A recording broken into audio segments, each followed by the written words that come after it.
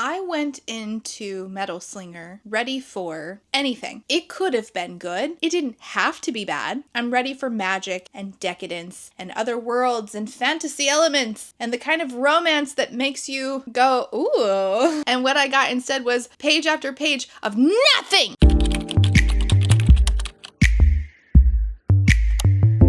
Hi, my name's Rachel, and today we're talking about Metal Slinger by Rachel Schneider. It's always a betrayal when somebody with my name writes a bad book. Not as bad as a betrayal of Colleen Hoover writing about that dude boinking his stepsister, and her name was Rachel. That was, remember, what a time we've had on this channel. I feel like I certainly talked quite a lot about fantasy books, and this book, Metal Slinger, is what happens if you just take very specific things from a bunch of books and you just smash them together with absolutely nothing inspired. I hope you're ready for nothing. You hungry? Too bad. You're gonna be starving. I got to 65% into this book and I was like, oh my God, I didn't realize we were 65% in because so much of nothing has happened. You know what did happen? This exact scene from Shadow and Bone where her light magic cuts through a forest of darkness. I was like, wow, Alina, I wasn't expecting you in this completely different book. And then the thing that happens in A Court of Mist and Fury where the guy knows that he's her mate, but he doesn't want to say anything, that happens in here too. And then she's mad at him for not saying anything. Yep, it's just different things all smashed together into something not good. This is a nearly 500-page fantasy book about a girl named Brinn who we're told up front in the synopsis is not one of her people, except she doesn't know that until like 20% in or some shit. So the synopsis just spoils the book for the audience, which was a weird choice. She spent her life in Aloaha, which is this country of people who live up in trees, and then it's like a mangrove, just water, trees. Training to be a guard, waiting for the chance to get to Kenta for trading day, essentially, at this other country. And then some stuff happens and she, except it's not really her that does anything, breaks a peace treaty between the two countries. And then she finds out that who she thinks she is not who she really is. And also, she has light magic. Many of you were telling me, hey, I can't wait for you to get to the twist at the end. People messaged me about it. People commented on my Goodreads about it. Can't wait to see your reaction to the twist at the end. And when I tell you, you are not prepared for me recognizing that twist was happening. Here's live footage of me seeing that twist was happening. What the hell are you talking about? This book is absolutely going on my worst books of the year.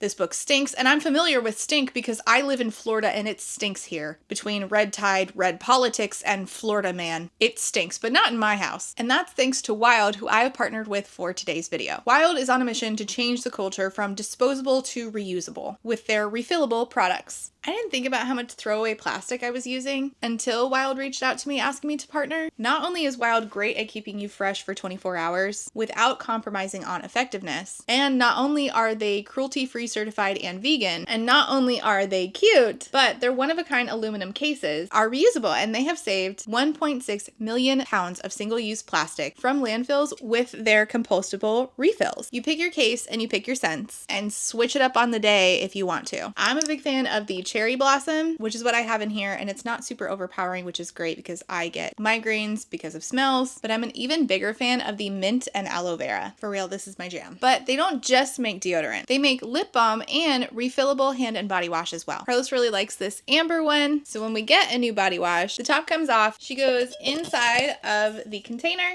lid goes back on, pump goes on top, and we just stick this in the shower. And if I want to change it out for Thunderstorm, no worries, you just switch it out. Speaking of Thunderstorm, they also have that scent in this little roll-on deodorant, but I really love this coconut vanilla one. And this entire tube is compostable, which is awesome. No excess waste. Their products are gentle on skin, and the deodorant has a creamy texture due to the shea butter. I've been loving this. It's been so good on my sensitive skin, while also still preventing me from further stinking up Florida. Summer is coming. Please get deodorant. Wild has limited edition options, like this Midnight Bloom case and the Black Rose and Velvet scent. If you are a rose fan, this is the one for you. To get yourself Wild's wonderful refillable products, use the link below and enter code WILDREADS for 20% off, but that code won't last long, so use it while you can. Summer is coming soon. Don't be stinky. Click that link below, and thank you so much to Wild for sponsoring today's video. Let me read you the synopsis, which gives away the beginning of the story and the realizations about who the character is, but then doesn't tell you what happens in the rest of the book, which is a whole bunch of nothing until the most ridiculous, stupid, nonsense plot twist. We'll get get there. Even though she's not one of them, Brinn has, oh my god, I just realized that my deodorant reminds me of the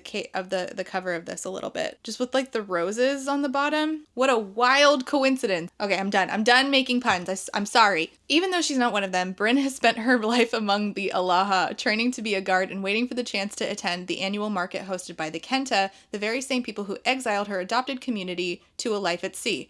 This is information that is not given up front. Like, we learned this along the way. I cannot believe how much the synopsis gave away. I didn't read it before going into it. And so, like, reading it after the fact in the process of creating this video, I'm like, oh, so we just gave away all of the information. Okay, sure. It's like when you watch a movie trailer and you're like, I feel like I just watched everything that happened and I know everything now. What's the point? Going to the market is a rite of passage, eagerly anticipated by all young guards, but Brinn does not anticipate breaking a century-long peace treaty while there. Nor does she plan for the intense encounter with an enemy soldier that now threatens to unwind the fragile coexistence between their people, and everything Brinn once believed about herself to be true.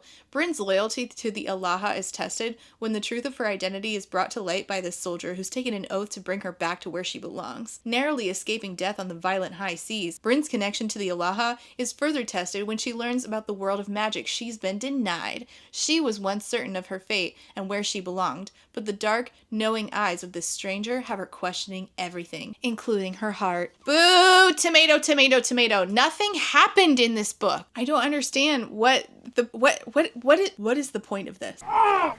What is the point of this? Okay, a couple things before we start, all right? This video is not for the author. This video is not for the author's friends. This video is not for superfans of the author. If you are any of those three groups, I highly suggest that you do not be here. I don't make reviews of published books for the author. The book's already published. Nothing that I say here is going to help you. And if you are a friend or a superfan of the author, being here is probably a bad idea. You're not gonna like what I have to say about the book, so let's prioritize both of our well-beings and you just skedaddle. I wish you well. If this is a video you are watching as a reader who has read this book and enjoyed it, I am happy for you. No shade to you whatsoever. I hate that I have to make disclaimers, but unfortunately, I've been doing this for 7 years and I'm too familiar with how this community operates now. So now I feel that I have to make those disclaimers. How fun for me. Another thing is, why did I read this? My audience asked me to. This is my job. I was asked to read this several times, both when it was indie published and then it was picked up by Saturday Books. It was published under Saturday Books, rather. And I just recently got reminded that it existed because Saturday Books was like, hey, do you want to read Metal Slinger before Lightbringer comes out? Here's an e-arc. And I was like, well,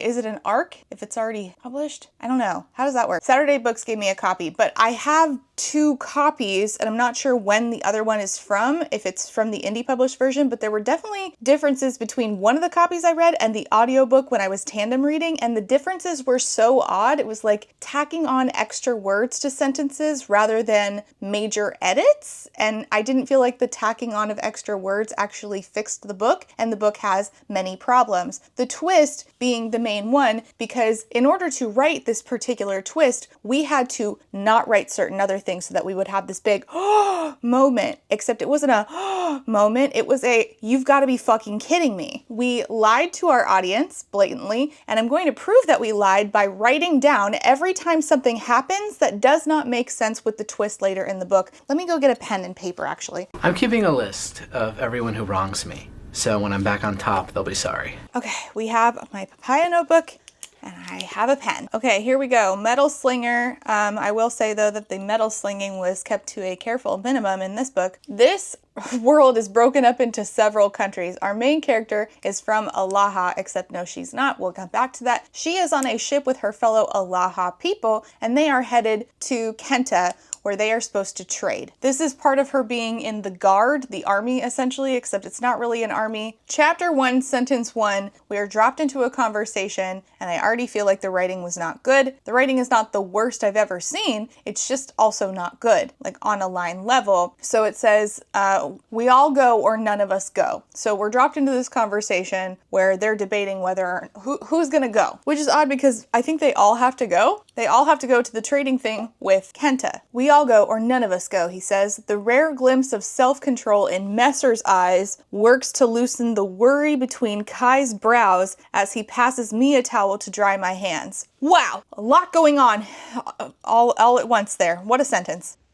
Are you all right? There's a lot that I highlighted that I end up having to not even tell you because so many characters and different pieces of this end up falling off of the book, never to be seen again. The market only takes place once a year, which I don't understand how these people are self-sustaining because the Aloaha live in basically a giant mangrove, and they do have animals, but everything is built up into a mangrove. I don't know how you live without soil and grow enough crops to feed animals without soil, and okay, sure. The market only takes place once a year ever since our people were ostracized from land over a century ago. It's her friend Kai, and her friend Messer. Two groups of Aloha who get the privilege of attending, guards who facilitate the trades and moving of goods, and the graduating class of guards in training. There's 56 trainees in all, and for the most of us, it could be decades before we see dry land again, if ever at all. 50, wow, why are we using all in one sentence? The whole point of this is she gets to land, something bad happens, and they leave immediately. It's messy. That's messy.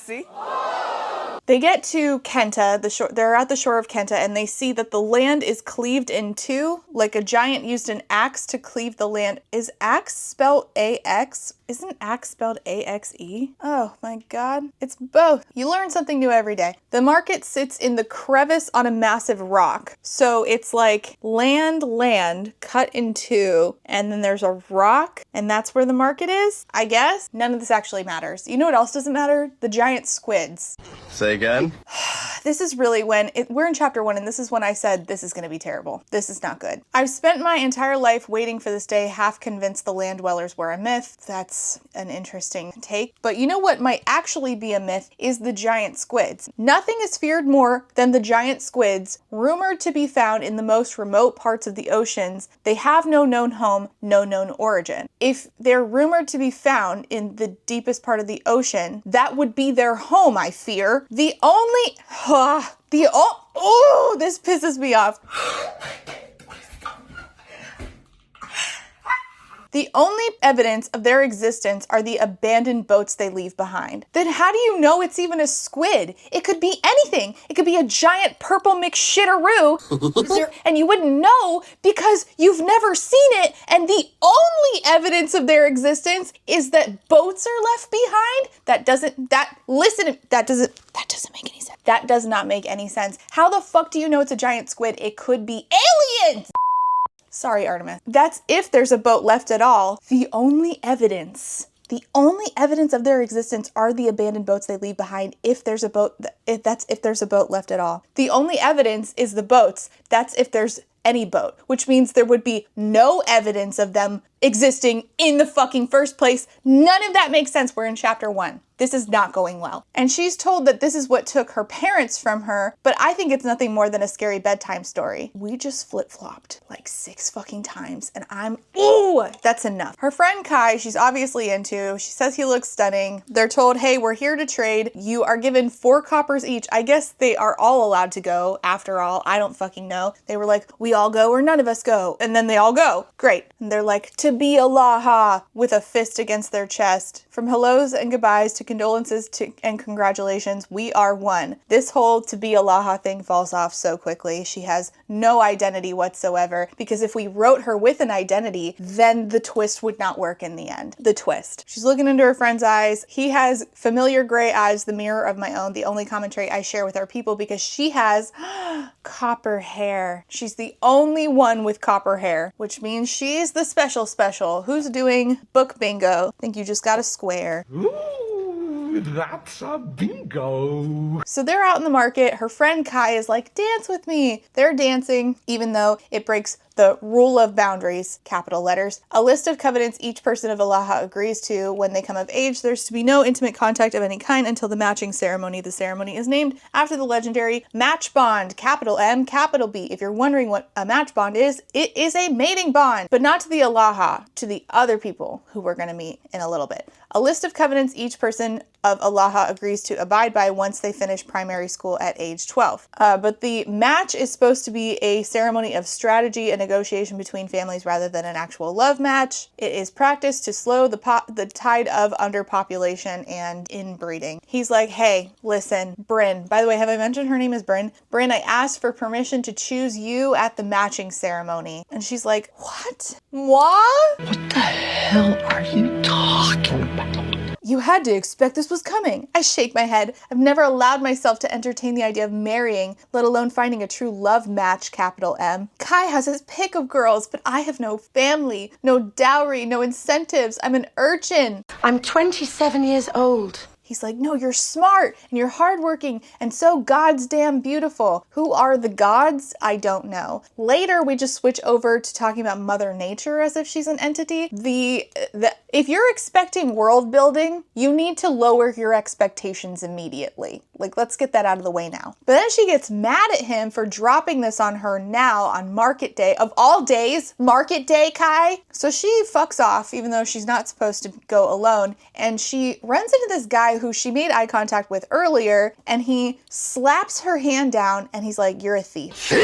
She's like, I didn't steal shit, man. I'm paraphrasing. He picks something up. He's like, you stole this. She's like, you put that there. I didn't steal shit. He drags her over to a wall, forces her hand onto the wall. Do you know what the penalty is for stealing? The decade of training should kick in at any moment now, but it's hard to think with the attention of half the promenade at my back. You trained for half a decade, but your training excluded being looked at by other people? Your training's not kicking in because there's too many people watching you when you train in a group inherently? You know what? Never mind. So she is forced to touch the stone, and pain, unlike anything she's felt before, runs through her body. It's like a live current, similar to the sort produced by the electric eels found in the coral outside Aloaha, but multiplied by 1,000. I'm going to start making a list of things that never get brought up again. Electric eels. Actually, I'm gonna make a list and we're gonna see how many times things get brought up. Electric eels, 1. Giant squid, 1. There we go, okay? And on this side, the things that don't make sense later. So she's looking at her hand, she's like, oh my God, I thought my hands were gone. Kai shows up, he's like, let her go. And to Kai, the guy says, that won't work on me, you have no power here. You have no power here. She's not yours. She gets his knife and swipes at his heel. I guess she severs his Achilles tendon, I don't know. He seems fine later, but okay. And then an explosion happens, rocks the dock, and they're like, we gotta get the fuck out of here. They run back to the ship. A century of trade and peace is demolished, all because they were there for 5 fucking minutes, or however long. Time is a myth in this book. And she realizes when she is on the ship bailing that she has the soldier who made her touch the wall, and a magical thing happened to her, which was magical pain. The soldier, his knife is still in her hand. Retribution will be coming. They're on the way home. Everybody is pretty melancholy, the book says. Everybody blames her. There have always been murmurings about my deviance, rumors about what a terrible influence I am. Which is weird because you would think that that would affect her person, but she never thinks about this again after that moment right there in chapter 3. Somebody like leaves rats in her bed. Her and her friend Messer and Kai, the prince, by the way. Kai is the prince of Aloaha, I don't know if it's a prince. He's like the heir of Aloaha. His dad's in charge. Kai is really the only hope that they won't get in huge trouble when they get home, but they are being accused of like treason for the explosion at the dock. And they're wondering when they get back what Ren, who's Kai's father and in charge of Aloaha, will decide to be their punishment. They get back and the welcome party is cheering, yay, you're back! It seems like they will, they're just being welcomed back normally. News hasn't spread yet until they realize that something has gone terribly wrong. Their friend Aurora, who shows up for all of 5 fucking seconds, this is another thing that gets dropped off the face of this book. Aurora gets detained and accused of being part of a rebellion and doing the explosion. Kai's mother is really like obsessed with her son, but also obsessed with Brinn. She's like, you should have written me back every day instead of every other day, Kai. But she's always been very kind to Brinn because she raised Brinn. Brinn explains that there was a soldier following her at Kenta and he accused her of stealing, and then he sort of attacked her, put her hand on this wall. She was in tremendous pain. Committing violence against a Kenta person breaks the peace treaty completely. We're trained to react in defense. And they're like, well, Brinn, why were you off alone in the first place? And Kai explains, well, I had asked her to marry me. I needed a moment to process. They're like, all right, well, the point is Aurora is part of a small uprising here in Aloaha. We think she went to the market with the intention to create a disturbance that would break the peace treaty. Did she say anything to you three, Kai, Messer, Brinn, about wanting to cause a rebellion in Aloha? Kai's like, she's never made it a secret that she doesn't like the Kenta. And so Ren, Kai's dad, is like, well, they said that they will uphold the peace treaty on one condition: we turn over the two perpetrators who orchestrated the attack against their people, Brinn and Aurora. And I'm like, hold on, how did they get word so quickly to Aloha? What is happening? Like, they just got back. Kai's like, well, I'm not sending Brinn to, be taken prisoner by Kenta. I've already informed them it's non-negotiable because she's betrothed to my son. They can ask for whoever else they like, but the future leader's wife is not one of them. Plus, we're operating under the narrative that we acted in self-defense. Kenta wants assurances that another uprising is not happening. The leader is asking them to give a chance for the Aloha to investigate within their ranks so that the next time the market comes around next year, things proceed without incident. Again, it doesn't seem like the trade actually happened, and the fact that they're prioritizing, Brinn over their people starving in this conversation is a little weird to me. I don't know why Ren would care about that. Now, I guess it makes sense considering that Brinn is actually a long-lost princess, but I don't know. All of this is really convoluted and stupid. It's so dumb. Brinn goes back to her apartment. She has a shield she lives in, and her neighbor is like, hey, your bird, hold on. Her neighbor's name is grenadine, the ingredient you use to turn a Sprite into a fucking Shirley Temple. Perfect. Animal crackers and my soup. Grenadine's like, hey, your fucking bird has been keeping me up when you're here, so now that you're back, I assume that your bird's gonna be squawking all hours of the day again. Which, when you find out who the bird is, and I said who, that doesn't make sense. How could the bird just be home squawking all day when the bird is a very important person? Okay, sure. She's not supposed to have a pet. Punishment for keeping a pet is rationed food for a month, which, aren't you guys already on rations, considering that you don't grow any of your food and it all comes from trading with Kenta? Her and Kai argue because she's like, children are gonna starve if I don't get turned over to Kenta. And he's like, no, my father will find a way. Okay, none of this makes sense to me. And they just switch over from this conversation to they're into each other, marveling at the man before me, my best friend, handsome and kind, my future husband. We snuck kisses for years, never consistently, nor spoken of afterward. And she's like, well, now that I'm sitting here, kissing him and hanging out with him, I don't know why I didn't want to say yes to marrying him, but what it actually says is, if I'd had even an inkling of an idea, of how good it would feel to imagine a future with him, there would never have been any answer but yes. So just imagining a future, you know what? We don't have time. I guess weeks passed, which again, time is absolutely bonkers in this book. We've been sneaking around the past few weeks, finding any hidden moment to be alone, to hold hands, to look at each other without prying eyes, and to kiss. Lots and lots of kissing. It's reckless, we know. I'm pretty sure his parents are aware, but they're willing to play ignorant. This book tries to teach you what Aloha culture is like, but quickly, and all it really does is do like a sparring match, because again, she's still in the guard, and they do the thing where they're like, to be Aloha. They hear that another vessel has disappeared. Hey, buddy.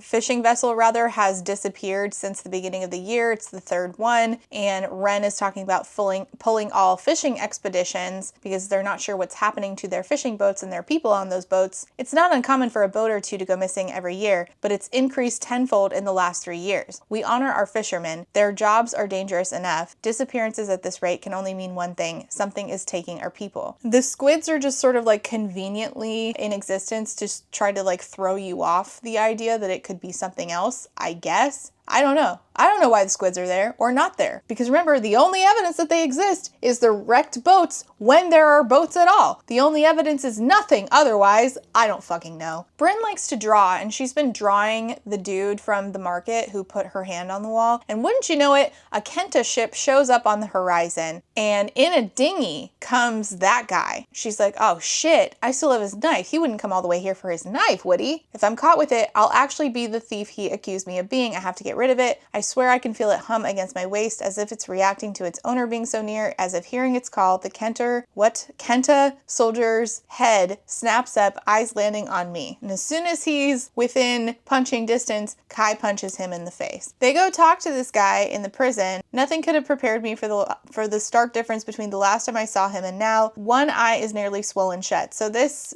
guy has been had the shit kicked out of him by the Aloaha, which is bonkers because he didn't actually do anything. So I don't know why they would be like, why are you here? We're gonna kick the shit out of you even though we just got accused of crimes. And you know what? It doesn't matter. Everything's made up and the points don't matter. His nose is scabbed over where his nose ring once was. It hurts for me to lock eyes with him. He smiles, teeth stark white against his bruised skin. Teeth aren't knocked out though, of course. It's nice to see you again. And he's like, hey, why did this cell smell like her? And she's like, how could he have smelled me? And she did spend a night in that jail cell because of her and Kai breaking rules. They were sentenced to a night in jail, and the lingering smell of her, he can still smell it somehow. Boo! You stink! I was like, oh no, now we're doing I can smell my mate type shit. Already? We're only in like chapter 8. So the guy, who I'm just gonna spoil it for you now, his name is Acre, except it's spelled Acker, but I only know it's Acre because I tandem read this and the audiobook specifically says Acre. So Acre says, I didn't mean to hurt you that day in the market. I've never experienced that pain myself, but I've heard stories of it. I think about it all the time, how it felt like something living, like another entity invaded my body for the split second of connection I had to the earth. It's strange because it happened so fast it almost didn't seem real anymore. Like maybe it never happened at all. So Acre says, Kai's manipulating you, Brinn, and they are telling her you need to ask him where the Kenta Armada is because they must be here. And he just immediately tells her, oh, it's in such and such location. She has gotten rid of his knife, by the way, but then she goes back to the jail, which is, I don't really know because nothing in this book is really properly described. So my brain is just filling in gaps, but it's sort of like a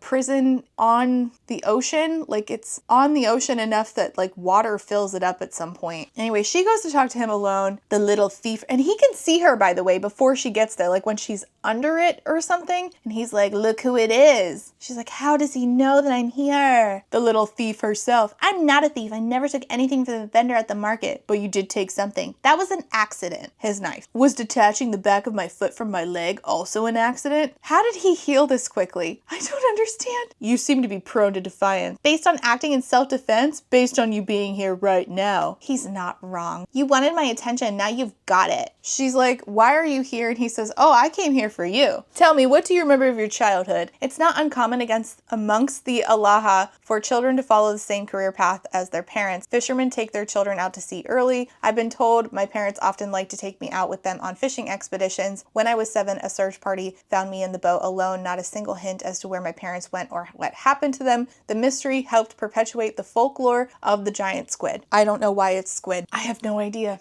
I don't even know what that means. So she was taken in at, 7? This is what she semi-remembers and was told. She was taken in at 7 by Feline, Kai's mother, and her and Kai were raised together. I don't remember anything prior to age 7. He tells her that the only way that they agreed to bring you in to speak with me is if I made certain, gave assurances that I wouldn't reveal too much, so you're going to have to ask the right question. This is where we get introduced to the idea of a blood oath, and blood oaths are something that this guy, Acre, is just flinging around left and right. He makes like 3 of them in the time that we have this one book. She's like, what? Blood oaths are not, are you saying you did a blood oath? Because those aren't real. Kai and I used to do those as kids. And he says, you're missing the key ingredient. You need soil in order to do a blood oath. Why? I don't fucking know. Don't ask me questions. It's not like the book tells you. She's like, Aloha doesn't have any soil. And somehow she figures out that the captain has Kenta soil in his possession. The soil was old, centuries old if I had to guess, so the oath will wear thin over time. I can already feel the binds loosening. The more you're able to piece together, the flimsier it becomes. The more she figures out stuff on her own, the flimsier the bond. You know what? It doesn't matter.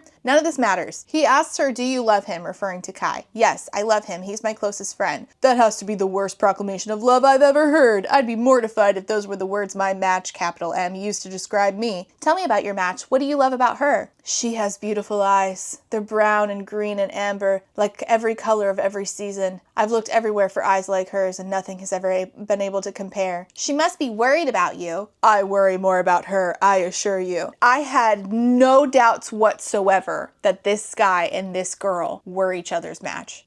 There was never any doubt. There was never any doubt in my mind he's talking about her. He says that it seems like she has zero romantic interest in the guy she's going to marry, which is funny because it felt like a setup where we were like, yeah, let's position Kai as the lesser guy so that we can position Acre as the better love interest, and just a cheap way to do that. It doesn't exactly do that, but what it does do also doesn't make sense. We're just gonna write this down and come back to it later, actually. Write that down, write that down! He asks her, what about your parents? She says they're dead. He's like, did you see bodies? She says, obviously no, it doesn't matter what happened to them. They're gone, which is weird because I don't understand not being curious. But this girl can't be curious because if she asks questions in first person, then the twist is going to fall apart. So we make her just completely not curious at all and just have things drop off the face of her mind and this book so that we don't interrogate them, because if we interrogated them, the twist would fall apart. He explains that he thinks that she's in danger, and when he accused her of stealing in the market, he was trying to help her, which was a weird way to do that. Like, you had very specifically were like, you stole this thing.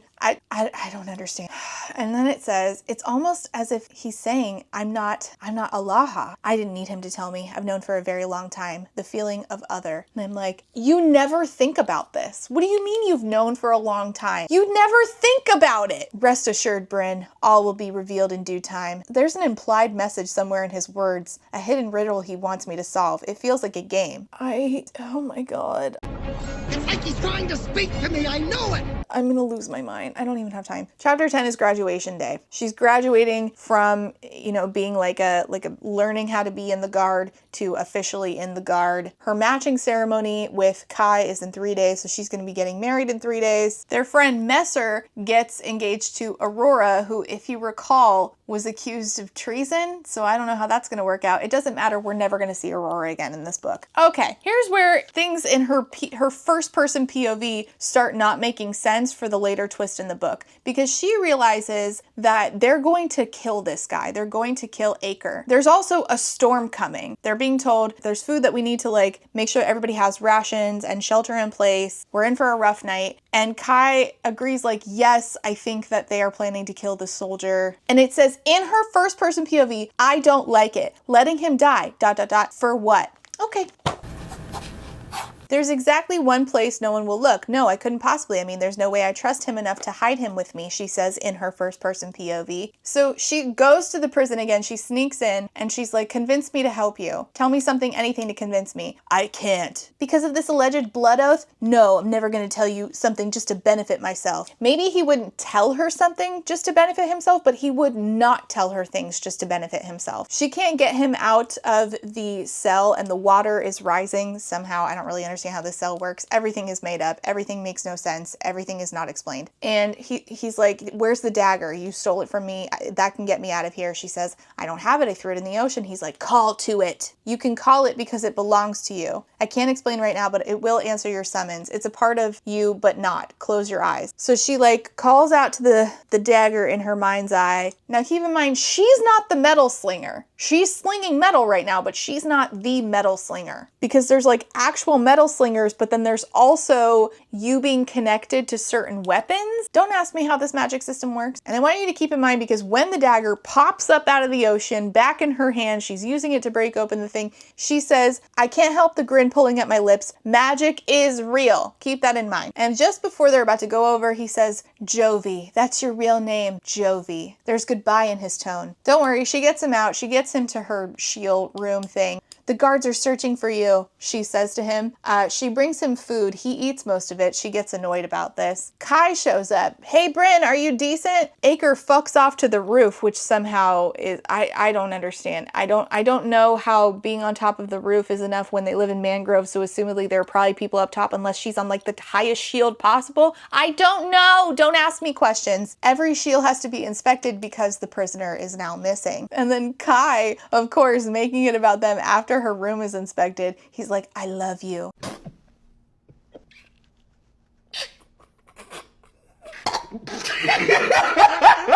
I blink against the onslaught of moisture in my eyes. What an interesting way to say you're tearing up. She's starting to pick up on feeling like Kai is using magic on her, but she doesn't really know that he has magic at this point. So it feels like a pull between them. Acre swings back into the room. He's mad because Kai, I don't know, kissed her and or said I love you. He's like, he overdid it. And then she just fucks off and falls asleep. He's eating all the food once again. She's like, you didn't even save me a roll. And he's like, no, not after hearing my captor profess his love for you. He's like, you should come with me. And she's like, what do you want me to do? Leave Aloaha? And this is still my life. You want me to leave everything I know? And I'm like, you're not curious enough to make sense. Like, it doesn't make sense that you were told, hey, your name is Jovi and you have no questions about this. But this is a pattern. She gets told something, she never thinks about it again. And that makes your main character stupid. And I don't want to read about stupid people who don't ask basic questions.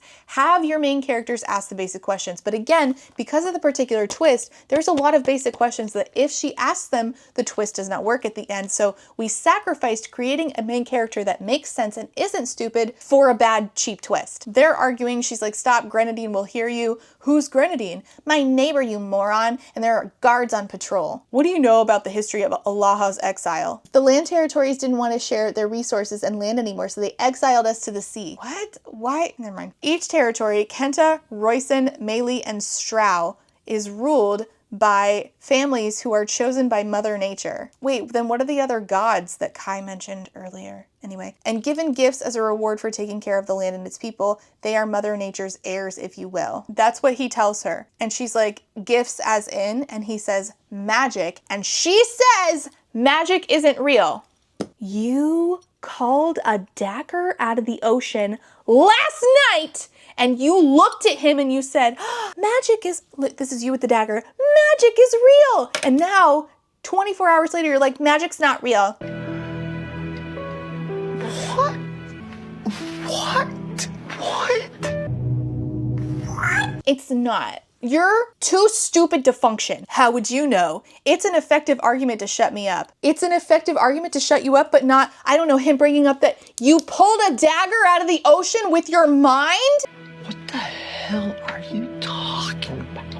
I can't with you. An Aloha heir was gifted the natural ability of influence, meant to provide comfort to the fearful or calm to the vengeful, a gift designed to prevent war and strife, but the leader of Aloha used his gifts to benefit himself. He persuaded other leaders to hand over their riches, casting their own territories into poverty, and he built armies fueled by rage. He conquered territory after territory after territory. That's why we were shunned?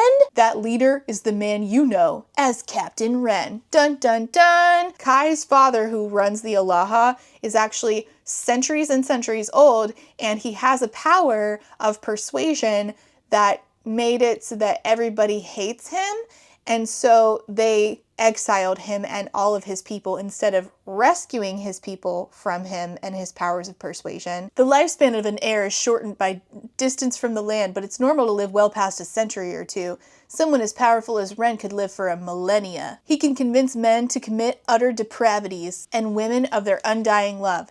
This book is bonkers amount of straight.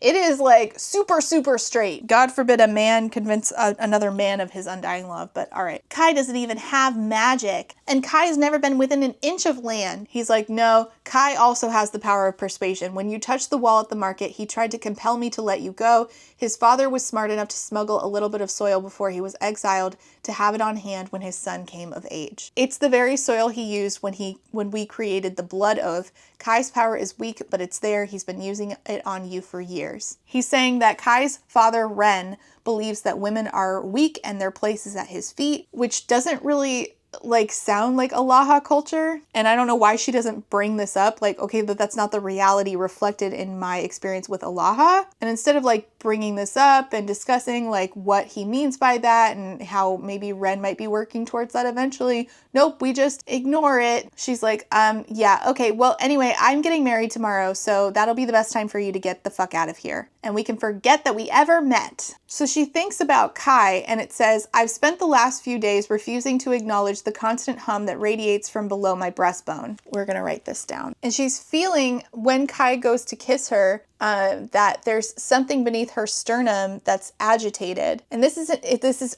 in her mind, first person. What does it feel like, she asks Acre later, when someone uses their power on you? He's like, what did you feel? And she says, it was screaming.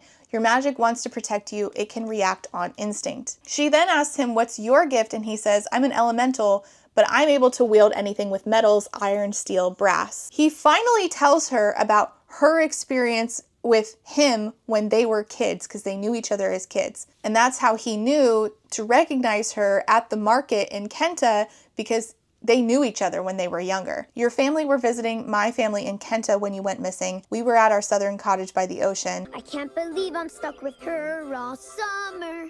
Oh, but she doesn't wrestle, hunt, or box. You weren't in your bed when your mother went to wake you. After scouring the coast and surrounding woods, they suspected you'd snuck out to see the ocean on your own. I had just turned 9 and was tasked with finding water elementals in town to help search the sea. The few we found worked together to push the tide back, searching for your body. He tells her, your mother is alive. She took your disappearance the hardest. There's been whispers and claims of sightings of you over the years, rumors about neighboring territories taking you. She sent century after century to hunt down any information they could find, but they never came up with anything substantial. Your father thought a funeral could help her come to terms with the loss, but she never gave up hope.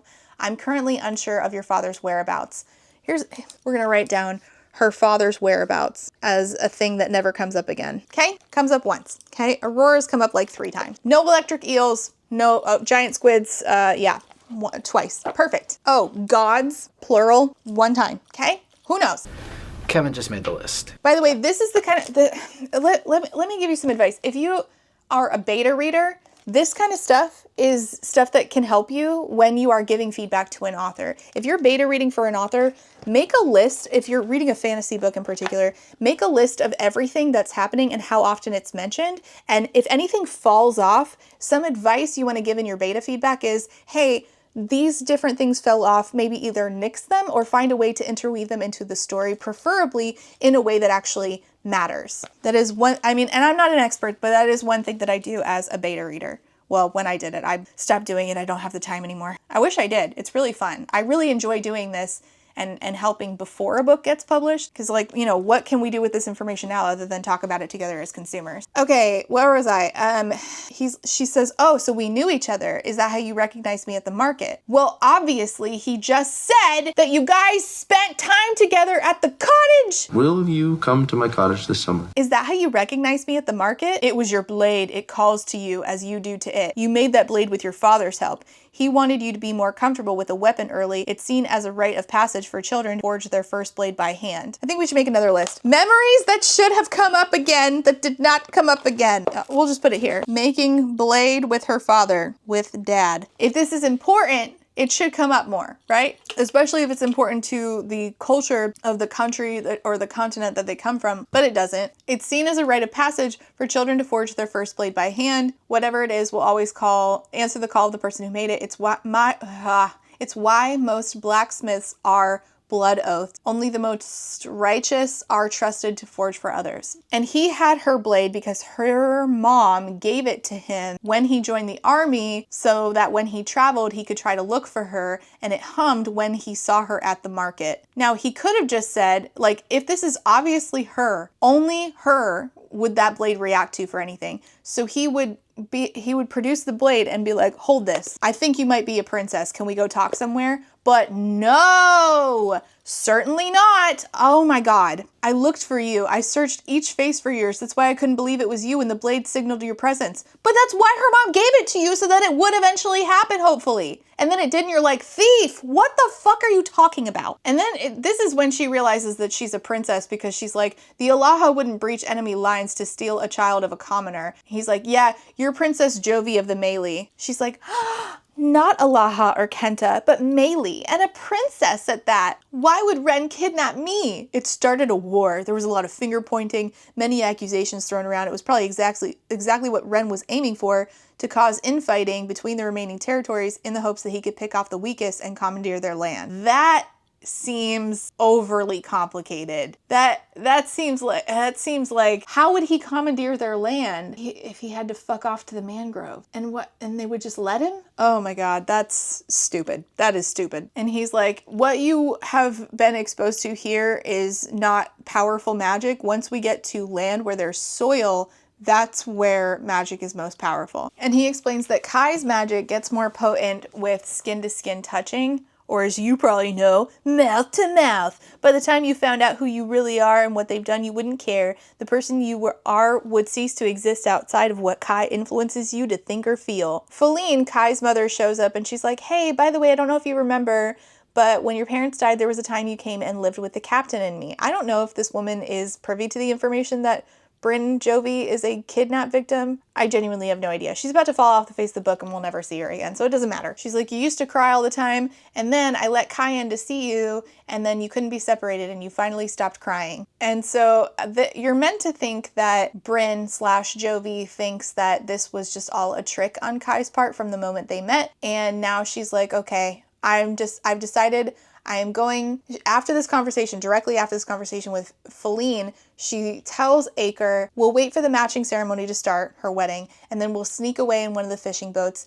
It's the only time that part of the docks won't be guarded. So they sneak down there during her wedding, but of course they are caught by Kai and Dupre, who's like the captain of the guard or something, and he's like really shitty and awful. I can hear the power of Kai's gift lacing the words when he says, on your knees. Everything I've done to protect you. Protect me? You're the one who I need protecting from. It was me or my father. She like pulls away from him. Irritation sparks in his eyes. I could sense your magic reacting to mine in the dress shop. Now, with the twist, I'm not sure if this is a lie or I don't know. Honestly, none of this actually matters because all of this that we're establishing is about to get pulled out from under you at the end. I knew a day would come when I'd have to be honest with you. He calls her Brinn, and Acre says that's not her name. Once again, the phrase, you have no power here is used. You have no power here. Except it's used by Kai instead of Acre, and Acre says, I have more than you. Kai says to Brinn, Jovi, I only ever fed emotions back to you, emotions you were already feeling. I don't really understand how this works. What does this mean? Does this mean that he gets feelings from her and then sends them straight back, but aren't they still being felt by her? So what does that mean? And he's like, why do you think that I never took you to bed? I wanted it to be your choice without the influence of my magic. You were my best friend and you betrayed me. I have a plan in motion and I can't let you leave.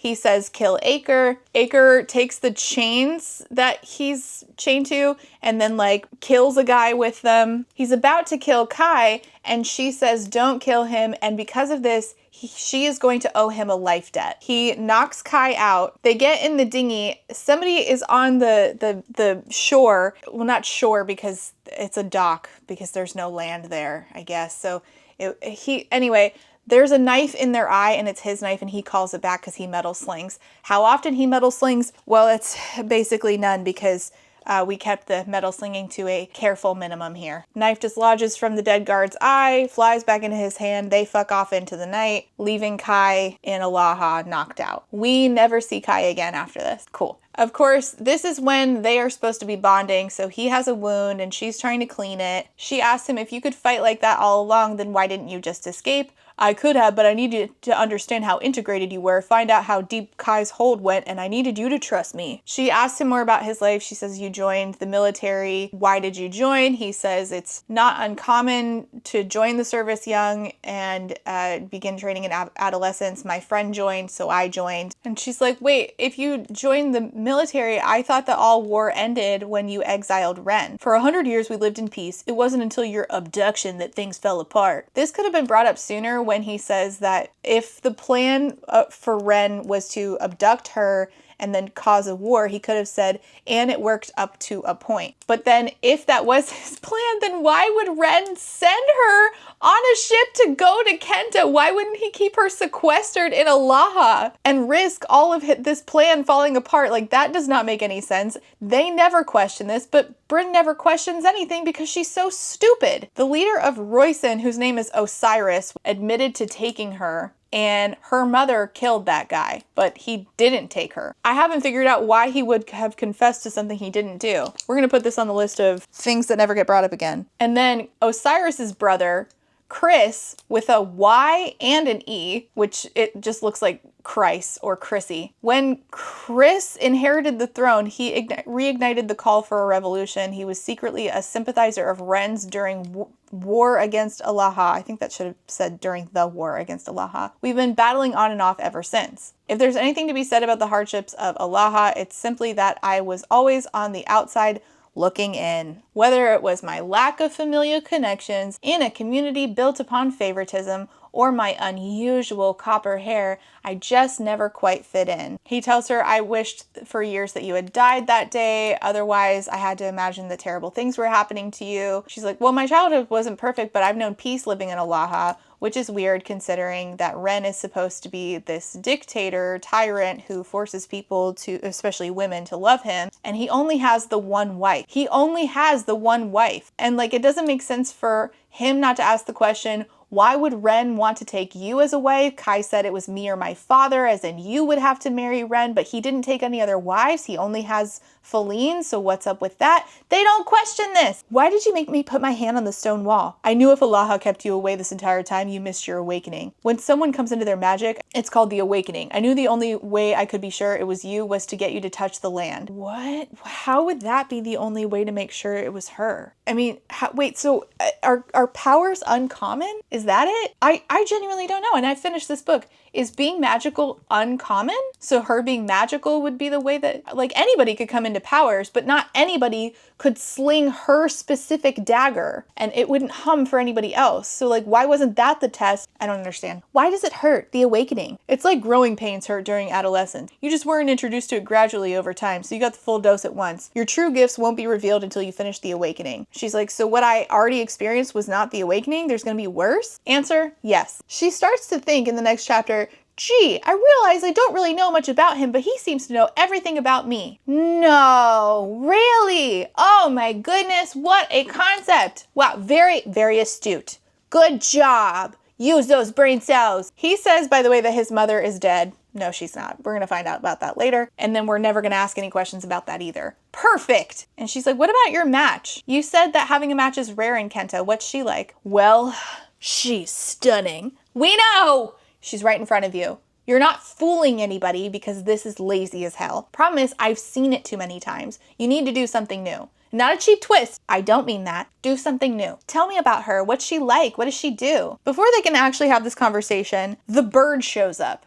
The bird that lived in her house, that Grenadine, her neighbor, was like, he squawks at all hours of the day, which doesn't make sense. She's like, oh my goodness, how did you find me? Acre's like, what the fuck are you doing? He's pulling her back. She's like, don't kill my bird. I know we don't have food, but don't kill my bird. He's like, I'm not gonna eat your bird. I just want it to die. Those things are fucking dangerous. They're mythological creatures, birds of prey, that can devour men whole without leaving a trace. They're called an Eyun, E-Y-U-N. He's like, what is this bird's name? We weren't allowed pets in Aloha, so I never gave him one. Blue. I like the name Blue, except this bird has a name because he's a fucking person. So we're gonna hear the name Blue for like a couple of chapters, and then we never hear about it again. And in fact, the guy who Blue is never has a conversation about the fact that she named him Blue. She named a midnight black bird Blue. Ugh! Blue, the bird who's actually a human, swallows a fish whole. He also eats barnacles later? Okay. Anyway, so obviously they're trapped on a boat for a while. And she like goes to swim at one point, because what else is there to do? And she gets tugged underneath the surface. You're assuming it's a squid. It's not. It's literally just him. I throw any and every cuss word I can think of at him, which is weird that she didn't just say it, but later in the book, it's literally going to say the word and I was like, whoa, where did that come from? We're feeling froggy towards like 90 minutes left in this book. He throws her back in the water. Murderous thoughts fight for dominance in my mind as I kick away from him. You know what? We don't have time. They're like, I don't know, chicken fighting in the water, but just the two of them. Laughing when his fingers graze over the sensitive area of my stomach and ribs. His front is pressed to the entirety of my back, bare skin against bare skin, thighs and legs brushing along the edge of mine. It evokes inappropriate sensations that flood my system. It reminds me of the way it felt to be under Kai's influence. We're just gonna pop that onto the list. And so basically she's feeling like almost PTSD from being under Kai's magic. Is that it? Like it's a trauma response now to be like in intimacy with somebody? Is that it? Because if yes, when the twist happens, that's not going to make any sense. So now there's tension between them. He's like, hey, I didn't mean to upset you. Not wanting to discuss my internal freak out. An internal freak out that's still very much underway. So that's in her mind, right? That's what's being told to the audience. So it's just a lie. We'll get there. She then gets mad at him because he's been using the same knife to gut the fish that he used to stab a dude from the eye, through the eye and kill him, which all things, like, prioritize, I beg you. I didn't think anyone in their right mind would ever use a literal murder weapon as cutlery. What the fuck else is he supposed to use? His teeth? He's like, fine, starve, I don't care. So then they get through a storm together on what is basically a dinghy. And then they're like, I don't even understand what's happening in this scene, to be honest. And the worst part is that it doesn't fucking matter. They're in like the eye of a storm. They're about to be come upon by a storm, and then large dark tentacles surround our boat, winding us around in the churning water. Do you have your exit buddy? Yes! So they're having like a Little Mermaid moment, and then all of a sudden they wake up and they are on shore. Except first she has a dream where she remembers a memory from childhood. I'm aware of it within my dream, the same dream I've had for weeks now. When did this happen? You never told me this. She's on hills of grass, her strawberry blonde hair a fluid curtain around my vision. Strawberry blonde and red are kind of different, but all right. She's making flower crowns for her mother, and she's come upon by two boys, one of which is obvious to us to be Acre, and the other one is his friend who is kind of a jerk to her. And so he references Hallis, this kid, when they wake up conveniently, and she says, is he still as big of a twat as he was when he was a child? He had a crush on you. He didn't know how to express it properly. What about you? What about me? You weren't much better, so what's your excuse? Apparently he also was mean to her and had a crush on her when they were kids. When did you start getting your memories back? Maybe since the market. I've been having these weird dreams. Memories of you and Hallis stealing my crown of flowers. And the one time you professed your undying love for me. I was 9. Okay, so first of all, she's joking with him because that didn't happen. But second of all, I have a 9-year-old. 9-year-olds, I don't think do that. I don't know. Whenever somebody writes kids into a book, they're always like a version of children that I fear don't really exist in real life. And it's just kind of weird. I don't know. I'm imagining like my 9-year-old professing his undying love. He's just trying to make friends to play Minecraft with. I don't know. It's just weird. And she's like, well, I thought that you had cooties. I did have cooties. I grew into them. Now, they're devastatingly handsome cooties. They ask you how you are, and you just have to say that you're fine when you're not really fine, but you just can't get into it. This isn't strong enough for what I'm dealing with, I fear. Then she gets on his case for being indecent with her in the water. Indecent with her. They were like, I don't know, getting like huggy, I guess, when he's matched to somebody else. She's like, you made her up. She's not real. You were just lying to try to make a point about my feelings for Kai. He's like, no, my match is real, but my match hasn't claimed me. We haven't married, so there's no covenant. I've waited a long time for my match to accept the bond. Long enough, I think. The words are spoken like he's sorted through the dilemma that has been plaguing him, like the weight of the decision has been lifted from his shoulders. He doesn't elaborate on why his match has not claimed him. Oh, because it's you, and you don't know. That's it. Like, we're just doing an Accord of Misted Fury, as I said earlier. It's fine. All right, so now they're out of food, and they're down to their last dregs of water. Thank goodness that we used the word dregs, unlike The Fox and the Falcon and its predecessor, The Deer and the Dragon, both of which do not say dregs. It really bothers me that this series consistently uses the word dredges when it means dregs. The dredges of my coffee. Stop it. Then they have this conversation where they do would you rather, and I'll just read it. Would you rather be like, I don't know, it's a would you rather that has to do with like being hairless, or I think maybe like never eating like meat or something. It doesn't really matter. Bet you would really swim really fast without hair like a fish. And she says, no, you might actually mistake me for a fish and eat me. I'm plenty hungry to eat you now, with or without hair. Is that a joke? Is he saying that her fish is a cat or vice versa? Is the cat the fish? Which came first? So he says that he can distinguish between the iron in people's blood because he's a metal slinger. So he doesn't just command metal, he can also smell it, and he smelled the particular iron in her blood. One of my friends is severely anemic, and I wonder what he would smell on her. I guess nothing. But I guess her iron smells like wildflowers. I don't know. This is bonkers. They realize that they have gone too far east, and they've passed Kenta, where they were supposed to go, where he's from, entirely. And they're like, we should turn back, go west towards Kenta, because they are currently in Royson. Unfortunately, they get out of the boat and they are on land now, and now she's feeling the effects of the awakening. Her magic is awakening, which means she's in tremendous pain. Everything is convoluted. Sky is purple and the grass is red. That's how I feel reading this book. What the hell are you talking about? He's like carrying her while the bird is telling them somehow how many people are following them. They're being followed, and then they are come upon by soldiers. One of them is like, we have the soldier of chaos amongst us. Ace, he says, eyes on Acre. Vad, desertion looks terrible on you. Vad? Oh God, no, not Gothicana. What do you have here? Nothing you and your men are interested in, Acre says, I assure you. Which is dumb because Acre knows what power Vad has. He's a fucking oracle. I can't stand mind readers in badly written fantasy because it just opens itself up to gigantic crater-sized plot holes. And actually, we're gonna write one down right fucking now. So he's an oracle and he figures out immediately that she is Jovinia, the lost princess of Melee. Or do you prefer to go by Brinn? You knew her body was probably too weak to make it through the awakening without a healer. You wanted to turn back to Kenta where you knew a healer would be on standby the moment you made landfall. And he says that he'll give them the location of a healer here in Royson if he is allowed inside her memories for 30 seconds. Now, why does he want to be inside of her memories?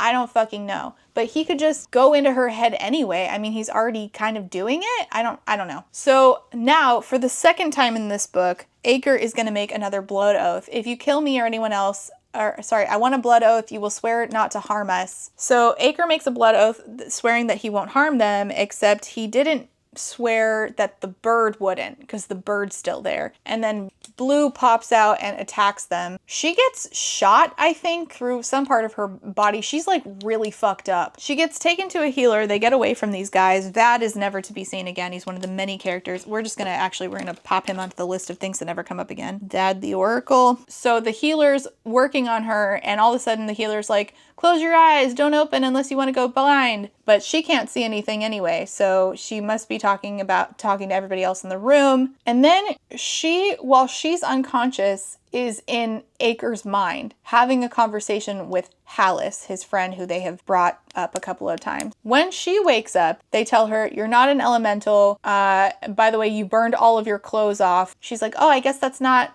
typical.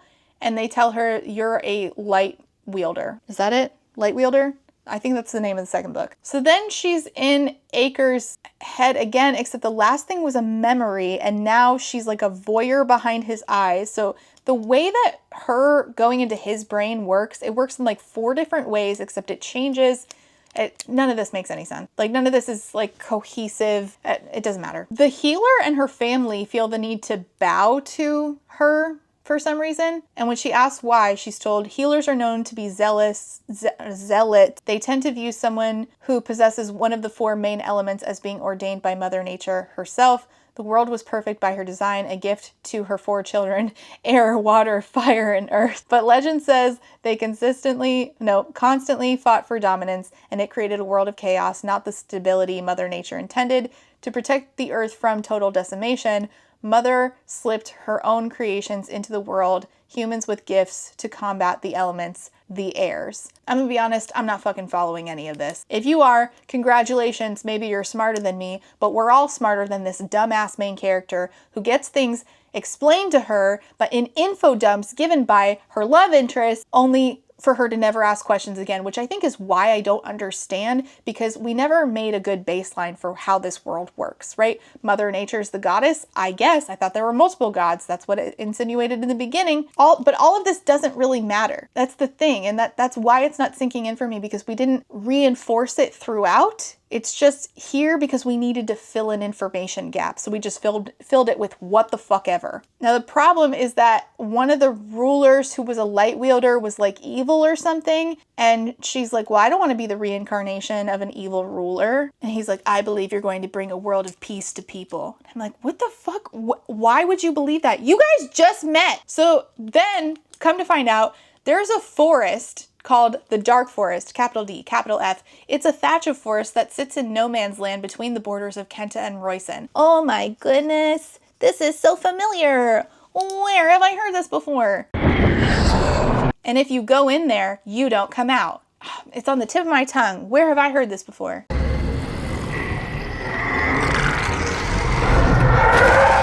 Oh, they do bring up that again. He doesn't come on page, but they explain that he betrayed them. He used to be in a, I don't know, combat or something with Hallis and Acre, and he betrayed them by giving away their battalion's location to the Royson rebels. They ambushed us in the middle of the night. They would have slaughtered all of us, but only a handful survived. Whatever childhood we had, we lost that day, but with it came a brotherhood like no other. There's no one else I'd rather have at my back than those 5 soldiers. What 5 soldiers? All I know is Hallis. He asks her, do you regret leaving Aloaha and coming with me? She's like, I don't know what my future looks like here. Well, you haven't brought it up to this point. So yeah, that makes sense. You don't know, and it's not like you're interested in finding out. You haven't asked, when can I go see my mom? Where are we going? Could we maybe try to get a location on my father? Could we pursue any of these lines of thinking? Nope. Pursuing none of them, none whatsoever. But if we did do that, I guess it would make the twist fall apart. You made a promise to my family to return me, but that doesn't make you indebted to me, and you don't have to be my friend forever.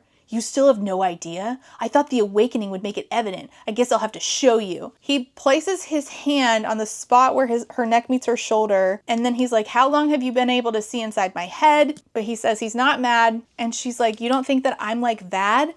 Well, no, but I mean, I guess that would make sense because we don't know how, like you can be an oracle, I guess. You can be a metal slinger. You can be a light wielder, which is also an air or something. You can be so many things and all of these things. Oh, you can be manipulative. You can use your power to literally manipulate other people. There are so many, there are animal shifters. The guy is changing into a fucking bird. I don't know how any of this works. So he's about to kiss her. Only she does not get kissed because there's a giant cat. And then I'm not really sure what happened here. I'm not sure if there were 2 animal shifters here.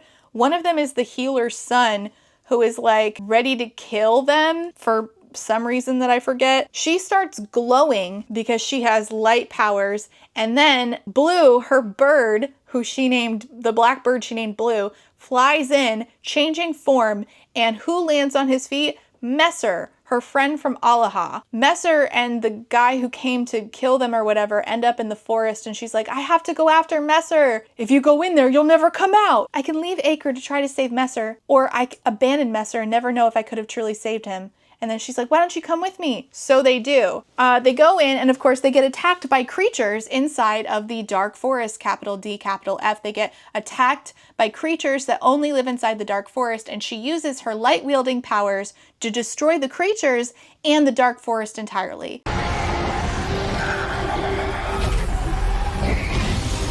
Oh my goodness. How incredibly new. I've never seen this before in all of the books I've read and the TV shows I've watched. She kills the bat-like creature. Her magic burns out. She's like, we have to get the kid, the son, of the healer out of here, even though he was bad. We also have to get Messer out of here. And then she burns out of energy and she hits the ground. And of course, she gets it explained to her that your magic can run out like oil running out in a lantern. And she's explained this by Bo. Who is Bo? Third in command to the king and Acre's sister. Oh yeah, Acre's a prince of Kenta. Who saw that coming? Surely everybody. And she's like, hey, where is Messer? He's gonna be held for transport to the king's dungeons. We get introduced to yet another character who's going to fall off the map immediately, and his name is Rango. He's the senior commanding officer of the Legion. Who am I? I could be anyone. Oh, and Acre is mad because it looks like he can't control her, which was one of the first big red flags that I'm like, not only do I not like them together, I genuinely fucking hate him. And he's also mad because he says, because she destroyed the dark forest, and now there's no barrier between those two countries, every map that exists will have to be altered because of you. Every scroll and illustration and textbook will need to be reworked to show a new and open border. Not you making me miss Mal Oretsev. Make them redraw the maps. And then he's like also mad because he's like, did you know that your friend was masquerading as your pet? And genuinely, I don't know if she didn't know or not. I have no idea because of the twist at the end. And then she goes and talks to Messer, and she says to him, your eyes, they're blue. And he says, yours too, which doesn't make sense because later we get told that she has hazel eyes, but okay. Yeah, it's what happened. Their eyes aren't gray anymore, like in Aloaha. It's what happens when you're separated from land for too long. Time and distance bleaches them of their color. Okay. So like, do you have to be touching the land, and how quickly does this happen? And he's been in bird form, so like, because he's been up in trees, but she lives in trees and her eyes have been gray, so it has to be touching the land. So how often was this bird walking around on the fucking ground instead of flying that his eyes have started to change? But then he was in bird form, so his eyes wouldn't have been changing to... How does this work? Help me. Acre says, how did you know to change into an Iyun, that particular kind of bird? And he's like, my abusive father used to tell me about mythological creatures and had an illustrated book, so I just changed into that. And I'm like, but why were you regularly changing into that and hanging out at her house and squawking at all hours of the day, which is what Grenadine said. Kai told me what he did at the dock, Messer says, how well he fought, and I knew I had to find you. I spent all my energy ensuring you two survived. And then they realized that the creature beneath the water, the giant squid, the tentacles that they were caught up in when they were in the boat, was actually him. Did anyone know of your intentions before leaving? Aurora and Kai. Did Kai tell you why she left? And she says, Messer always knew that Kai was using his powers on me. Kai hated it, but he felt like there wasn't another option. Then they argue about whether or not Messer has ever felt true hunger because he's the third in command of Ren's guard's son, which is a stupid argument. Are you here to do any harm to Jovi? Messer says no. Are you here as an informant for Kai or his father? No. Are you honest in your intentions? Yes. It's either the dungeons or release. And of course, like, you know, Messer is now part of the party, except he also drops off the face of the book again. Just popping in and out, flying in and out, bird form, not bird format, whenever, you know, it's fucking great. And they burn him with a particular mark, and they use Hearthstone. If you're caught outside Kenta territory with this mark, you'll be tortured for information that you don't have before dying a slow death, and Ren would be the first in line to do the torturing. Okay, sure. So now not only is she seeing through memories that Acre has had and seeing him actively, but now she's seeing his like daydreams, his fantasies, because she sees through his mind a vision of them kissing, which is what he wants. But now, if you'll recall, Messer just told her that she has blue eyes. He just told her that, and yet it says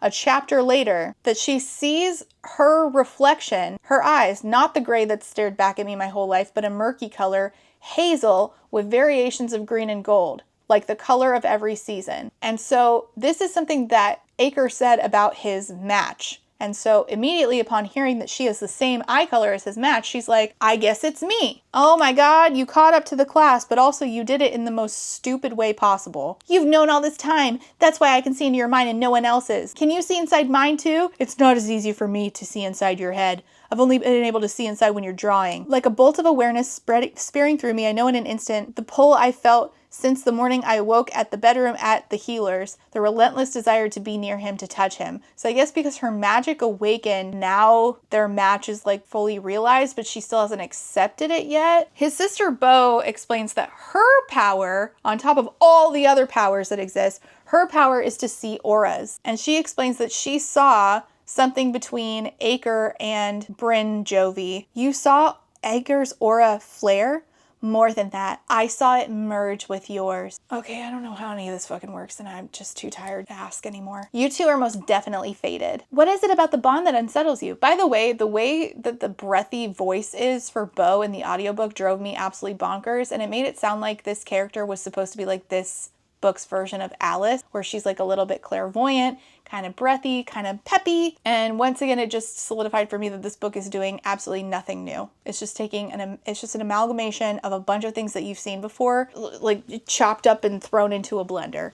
Acre is my match. The finality of that statement sends a spark through my chest. I can't tell which emotion takes precedence, fear or excitement. Both war inside me. Now a rumor is spreading that people are of the belief that Kenta, which is, Acre's people, have destroyed the Dark Forest in order to get unfettered access to Royson's border. This doesn't come to anything. At least not in this book. Maybe it will in the next book, but the fact that it never comes up again in this book in like a real meaningful way is a failure on the book's part. You're introducing thing after thing after thing and then doing absolutely nothing with them. We're just like writing from scene to scene without creating like lines like sewn between them to connect them all together in a way that is actually satisfying and makes sense and makes for a good story. So they talk about how the fact that Acre and Brinn / Jovi are matched. I knew for sure when I placed your hand on the stone wall. I felt your magic then and I knew it matched with mine. I don't know what that means. Any remaining doubts disappeared when I started to see into your mind when you were drawing in your hammock on the ship back to Aloaha. You saw me drawing my memory of you from the market. You seemed to struggle getting my lips just right. Okay, Flynn Rider. The matching bond is cloaked in mystery because it's so rare. Throughout the centuries, the bloodlines between heirs have become diluted. While magic has become more frequent amongst the commoners, the spread has weakened the potency of magic overall, lessening the likelihood of matches being made. There are so few who have it, and those who do keep it under lock and key. The bond brings certain advantages people wouldn't want divulged to their enemies, but there is someone who may give us answers in the capital. For a price, that is. I don't know what he's talking about. I don't know what price. Because they get information from, like, friends. Interesting. Wonder if I forgot something. In Aloha, they made it seem like it was a chosen, like a marriage pact. There are tales of matches being common once upon a time, but they were never chosen. That's something Ren twisted to further control his people to ensure the right bloodlines continue. Somehow, some soldier has a care package from his mom that contains fresh berries. And they're, like, fine and fresh. I don't understand how he got them from his mom. Does his mom somehow send them so that they maintain okay because she's an elemental? I don't know. I don't know how magic works in this world. She then sees a conversation between him and Hallis, except now instead of seeing it through his eyes, she is there, but like a specter. Got any Bad Omens fans in the chat? Her world has been turned on its side, Acre says, drawing my attention back to his and Hallis's conversation. I do my best to stay in the shadows, except nobody can see her except Acre, which we're going to find out in a second. You're wasting time. We don't have, Hallis says. War is war, Acre says. A week's time won't make a difference. Come on, Ace, be real with me. What are you doing? She lived in a hovel, Hallis. They kept her apart from the rest of them, isolated her to make her rely on Ren's son as her only confidant, as her lover. You're scared she'll choose to return to Mei to be with her mother. Why hasn't she asked about that herself? You think making her fall in love with you will prevent her from leaving? Has it occurred to you that I might have genuine feelings for her? You should tell her before we get to the palace. There are no secrets in court, and I can't imagine her taking your betrothal to the Princess of Strow all that well. She is shocked, and in her shock, she reveals herself, but only to Acre, who's the only one who can see her. When were you going to tell me about that nifty trick, he says. When were you going to tell me that you're betrothed? Yikes, Bo grabs her stuff. I'll just be over here. With the women power, and I'll be over here. How long have you been able to do that? You haven't been forthcoming with me. Are you working with Ren? I'm so taken aback by his question that I'm stunned into silence, mouth hanging open like a fish. Baffled by his conclusion. Are you baffled by his conclusion? You guys don't know each other. You're baffled? You don't get to be baffled. I'm baffled. So he says to her that she has spent the majority of her life in Aloha, plenty of time for Ren to warp her mind and send her to the market as bait, knowing he'd be there like every year prior, which and that I don't understand how he would know that Acre is always at the market. And also, I'm not really sure why Acre is always at the market, being a prince, and why he wasn't treated like a prince when all this went down. And she cut the Achilles tendon of a prince. Why wasn't that a bigger deal? Okay, no, we have to move on. I'm sure Bo can attest to the fact that I'm being honest. That's the reason she's here, isn't it? We're gonna Write that down. They bypass this and he's like, how were you able to basically ghost walk? I don't know. The last thing I remember is going to sleep and then I was watching you in Hallis. It was like my mind manifested itself somewhere else. Then they get on the subject of how he's literally engaged to somebody else. I've been betrothed to the Princess of Strauss since I was 13. Your family was visiting mine when you went missing. You would come every summer to renew the alliance. Oh my God, it's Swan Princess. I can't believe I'm stuck with her all summer. If I get lucky, I'll get chicken pox. No, wait, it literally is Swan Princess because then she gets kidnapped. Oh my God, there is nothing new or original in this book. The wedding will be called off after we speak to my father. You'll lose the alliance. It doesn't matter. You're my match. I don't know your customs, she says. He's like, I've only visited her twice. Our families aren't close like yours and mine were. I wanted to foster a friendship first to make her fall in love with you. I have a nation of people depending on me to save them. She says, who has the bigger army, my people or hers? And he says, yours do. How convenient it is to procure a possible melee alliance, an alliance with a more dominant army by securing a matching bond. This could all be a trick, a magical trick to emulate a matching bond if such a thing even exists. Does it? Does it? I don't know. So he calls for his sister Bo and he's like, come tell Jovi what you can read from me. And she doesn't allow this because she doesn't consider Bo to be a reliable source. And then he just forces a kiss upon Brinn Jovi. I push against his chest, but he jerks me into his hold. Stop fighting me. His fingers pinch as they dig into my cheeks. I'm trying to figure out what we're doing here. As he seals his lips to mine again, this time quick to dip his tongue inside my mouth. I feel Acker's, it's A-C-K-E-R. What do you want from me? Power intertwined with my own. I don't trust you, I say. Trust yourself. Mark my words. If I ever see him again, I'll kill him for what he's done to you. There's no clarification needed. I know he's speaking of Kai. There's no clarification needed. Guys, there's no clarification needed. There's no clarification needed, the book told us very specifically. By the way, when all this was happening, she seared handprints onto his chest with her light magic. Perfect. Love it. So she's talking about, in her own head, disappointment, disbelief that he's betrothed to another, frustration at my own naivete for not seeing the writing on the wall. Aker could very well be manipulating me for his own personal gain. The promise he made to kill Kai rang with utter conviction. There wasn't an ounce of reservation in his words. It will happen whether I want it to or not. How many times can you say the same thing over and over in a different way? Oh, what a fun game. Yay, we're having fun. They are still traveling to his castle. They have to stop, and they stop at a place called Calgary. Good grief. The first line of defense from the Royston border.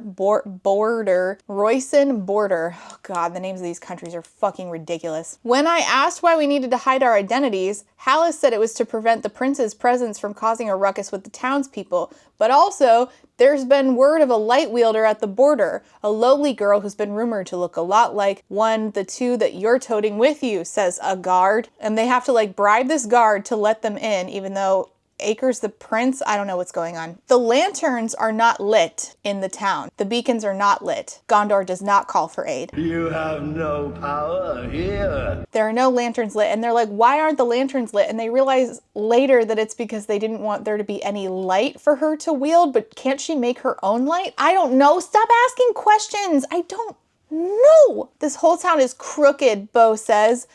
He books them rooms at a brothel, but don't worry, even though they've already slept together next to each other on a boat, she rooms with Bo and he rooms with Hallis. And you know what's funny about them like sleeping next to each other is they were on a dinghy for a really long time, and it mentions later that he's like, right before they were about to kiss in the, right outside of the dark forest, capital D, capital F, he mentions like, she has to go pee and he's like, I'll go with you. And he's like, we were already like dealing with that on the ship. That never got brought up, and that's so awful. Like, think about being stuck on a ship with somebody you have the hots for and being stuck in the middle of nowhere and having to take a shit. And it just gets brought up later, like in passing. He's like, I've already seen you piss. Okay, sure. But even though they've literally seen each other take a poop off the side of a dinghy in the middle of a fucking ocean, now they're like, we can't share a room. I'll room with your sister. Oh, and then it says that Bo, his sister, pulls a bottle of liquor from the folds of her pants like a magi. M-A-G-I. What is that? I don't fucking know. What does that mean in the context of this world? I don't fucking know. It has never been used before, and it will never get used again. The word magi means nothing to me in this context. Is that just supposed to be magician and we wrote it magi? Like, or do people literally pull alcohol out of their pants? I don't know, because I don't understand or know anything about this world because it's never explained anything. You might as well have just written magician if that's what you meant. We pulled a bird from a hat next. But the thing is that you could literally do that in this world because there's magic. Okay. She astral projects again into their room. He can see her, Hallis can't. He can hear her, Hallis can't. They talk about how they're matched. Can you at least pretend you still have to court me? Have I not proven myself to you yet? I protected you, killed for you. What more can I do? Die, I beg. It says, I soak in acres scent. I soak in acres scent. It's equal parts familiar and dangerous, enticing and comforting, like a midnight swim on a summer night. The word midnight implies that it's already night. You could just say a midnight swim in the summer. You didn't have to say a summer night. It's implied. You already said midnight. Oh my God. I feel it. His own desire hard and pressing into my lower belly. You're a bastard. So we have two people who are fated mates stuck in a hotel room together where they're falling asleep with his erection pressed up against her. And they're still pretending that they don't like each other all the way. So this is a court of mist and fury. Great. The evidence of his arousal is still firm against the curve of my backside, but I don't move away, grateful for the warmth his body provides as he covers my legs with his once again. This is literally a court of mist and fury, and she drifts off to sleep. It's literally a court of mist and fury. Nothing new here. You've already read this. What are we doing? So then they get a move on again. They're still on their way towards Kenta, where he's, again, the prince. They run into a guy named General Samasu. He's a sentry from Mali. Your mother sent him to intercept us. The general's like, does she get a choice in what she does? And they flat out say she does not. He's able to disappear. He can go invisible, which is just another, it's just another fucking power in the list of powers. He's like, you need to hand her over to her mother. Jovi is my match. You're lying. He is not. You better find a way to convince me. What, do you want them to like bone in front of you? What is going on? They do another blood oath. That's 3 in one book. What are we doing? But he does like a blood oath. What?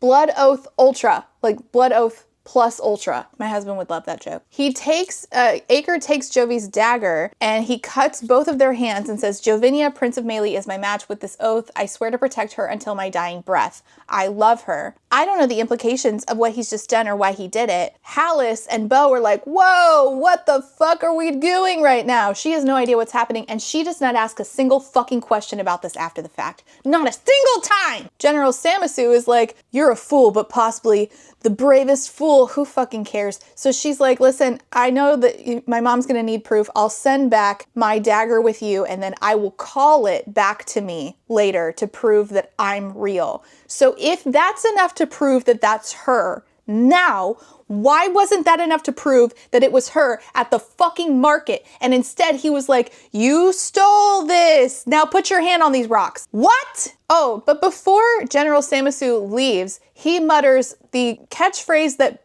Brinn Jovi sometimes uses and then forgets for like entire huge chunks of this book, which is, dang rabbits. It could be bunnies. I don't know, maybe Maylee has a lot of rabbits, I'm not sure, but that's like her catchphrase that she says but nobody else around her says.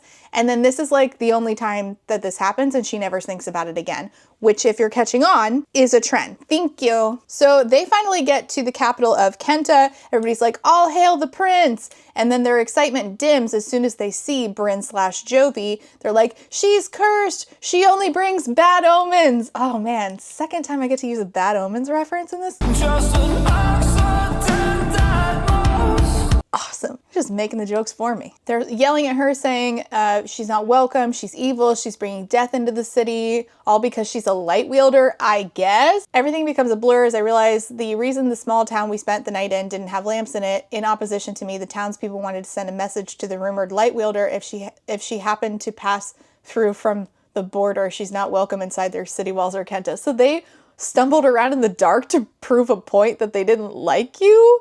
Was that it? Oh boy. We get this scene where we meet his father, the king of Kenta. They're immediately expected to bow, and it says, distaste coats the back of my tongue as I drop my eyes to the marble floor.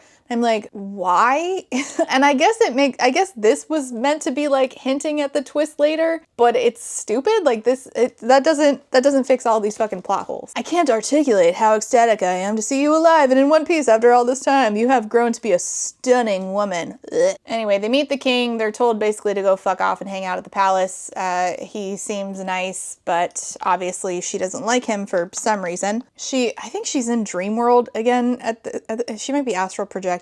Or maybe they're fighting in real life. They're fighting. It doesn't really matter. She yells at Acre saying, you marched me through your city like a prized horse. Better than being brought to the stable to be put down like a lame horse. What? Why are those our only two options? Hello? You stranded me before your father. So I guess it's comparable to being put out, like, she's a horse out for slaughter, blah, blah, blah. I understand you're unfamiliar with the ways of my people, and I don't hold that against you. Why the fuck would you? What are you talking about? But everyone must stand before the king upon their arrival. It's customary. Then why didn't you warn her? Why didn't you have a single conversation? You guys have been talking about my match this entire fucking time, but you didn't warn her. Here's what we get when we get to the palace, what's going to happen. And also, what's the fucking plan after this? Are you ever going to talk about, hey, let's, do several days in Kenta, explain to my dad, and then we will take an entire gaggle of people, fuck off to Melee and go see your mom. Instead, they just never think about this. Neither her, who is experiencing this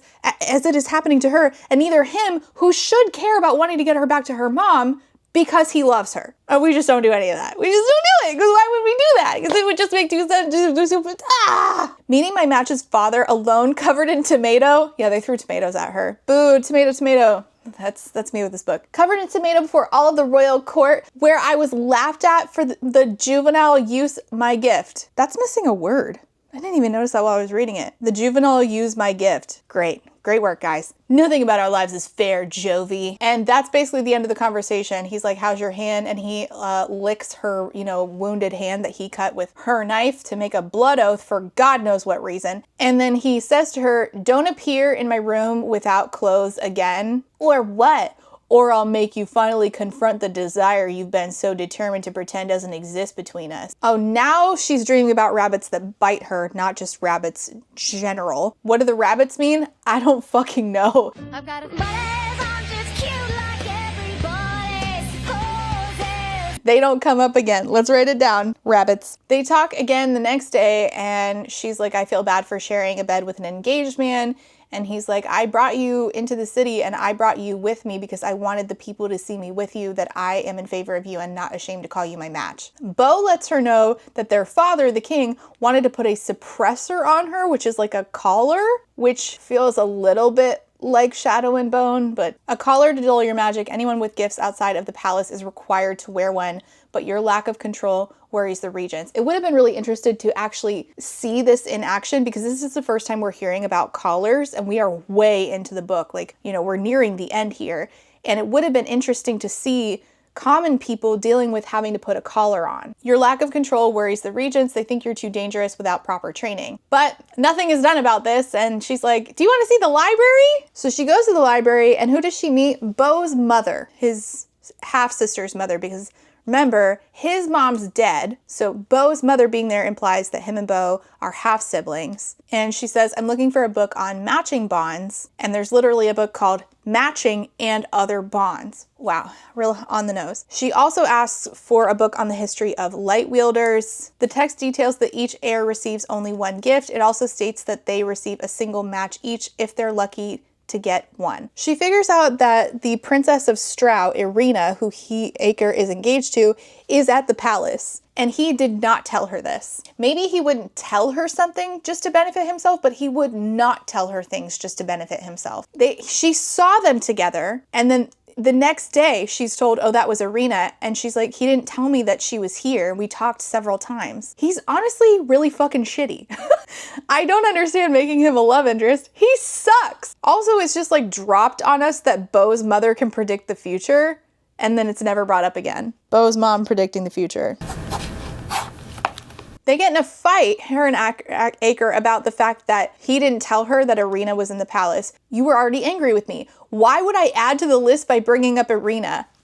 The thing about fantasy is that when you write a fantasy version of a guy, you make him better than real life men. This is something that men do in real life that makes me want to fucking deck them, and you're doing it, and you're just passing it off as fine! I mean, not totally, because he faces no real consequences for this other than she flings a ball of light at him. Use your magic on me, and I'll take it as an invitation to do the same. He just threatens her. You can't kill me. You swore a blood oath. I will not hurt you.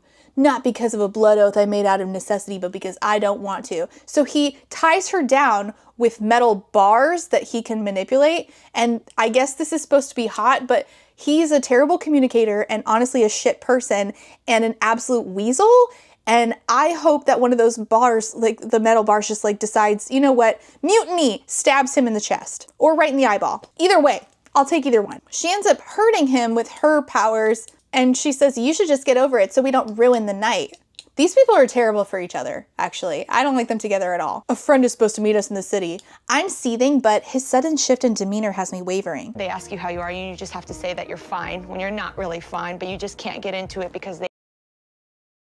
What am I supposed to do with that? Am I supposed to waver too? We never deal with this again, by the way. Okay, sure. For what it's worth, I apologize for not telling you as soon as I found out. Apology not accepted. Fuck you. She asked him, like, why did you parade me in front of all these people? To remind you of who you are, right? Remind them of who you are, the lost princess of Melee. Being a light wielder doesn't change that.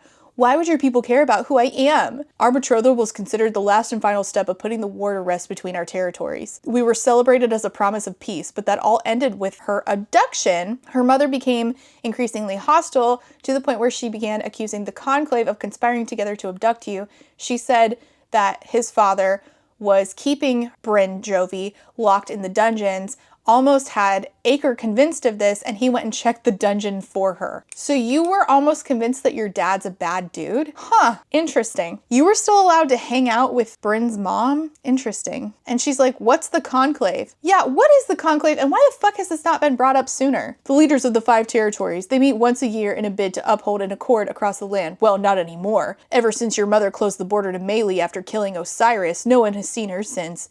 And Chris and Ren, the people from, Chris runs Royson now, and Ren is the, president or whatever of Aloaha, both quit accepting the invitation. Your return is a reminder of a time of peace and prosperity, Jovi, and my people need it. Not just her people need it. All of the people need it, I fear. And you just sent back General Samasu back to her country, Melee, with news that she's still alive. You could actually fix all of this right now. It's not just about your people. What are we doing? This doesn't even make any sense. So they go and talk to his friends, Wells and Olivia. Olivia had been a more well-to-do, higher class person, but Wells had no social standing, but yet they're mated, and they go talk to them because he's friends with them and he knows that they have information on mating bonds. And I was confused about this because I thought he said earlier in the book, and in fact he did, we just talked about it not that long ago, it was still today. I've only been filming this for several hours, but I know it happened. Can't gaslight me. He said it'll come at a cost. A cost at what? Of what? Having to walk to your fucking friend's house? A cost to find out more about mating bonds is going to dinner with your pal? And she finds out that honestly, Acre's dad is shit. Wells' lack of inheritance could have been overlooked if Olivia had awakened.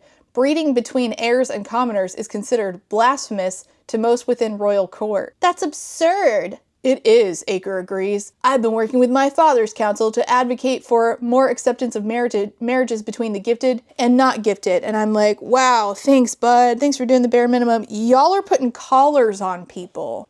So also, I don't really understand who gets a collar and who doesn't. I'm confused. I don't know. Don't ask me. I just work here. But nobody knows about their mating bond except Acre and Hallis and now Brinn Jovi. And she's like, well, I just don't really understand what's going on with our bond because all kinds of stuff is happening that we don't really understand. They're like, what stage of the bond are you in? Because there's always going to be one who accepts the bond before the other. And I don't really know why that is. With a one-sided acceptance, the bond will force you together. And Jovi says, oh, I've been having dreams. And they said, oh, well, then you're at the beginning of this process. Dreams are only the start. It's as if the bond refuses to take no for an answer. The dreams will eventually trap you inside of them to keep you together if they haven't tried to already. I don't I don't care. Let's just leave it at that. I don't care. They get into an argument, Jovi and Acre, because obviously they have no communication skills whatsoever. I never wanted you to rush to set the bond, but now I'm faced with the reality that I might not be able to keep you safe if you don't. You hid the bond from me, your betrothal, and you knew your people would react to me, yet you let me go in blind. That's true, and he has no reason given for why he didn't prepare her. You heard, Olivia. I've always known you were it for me. I may have thought I lost you for a while, but I knew no one could ever take your place. We're at the end of this chapter, and she realizes that she's seeing cages around, and she's like, oh, it's so odd. There's animals in cages. And then she gets closer. I'm able to get a clearer view of the cages hanging along the palace walls. I realize what I thought were animals are not animals at all. They're people. You would think that we would open the next chapter dealing with her feelings on this. Wrong! All she does is stare at them and then do nothing else. She moves on to training. She's like, I stare at the cages of human bodies. Anyway, I gotta go for a run. Bitch, what? What the fuck are you talking about? Each breath feels like knives in my chest. I'm familiar with running. It sucks. I hate it. 0 stars. I want to go back to there are people in cages. Are you gonna ask your boyfriend about this at any point? No, she's not. She's not gonna ask him. She sees one of them and she's like finding out that a father inside of a cage is like huddled around by his family. His father was sentenced to the wall for not disclosing his abilities. He has magic, he didn't put a suppressor on, and so now he's being sentenced to public execution. As long as he didn't harm anyone, why does the king care if people hide their gifts or not? There are good people in this world, the same as there are bad. Bad people with magical abilities are exceptionally dangerous when left unchecked.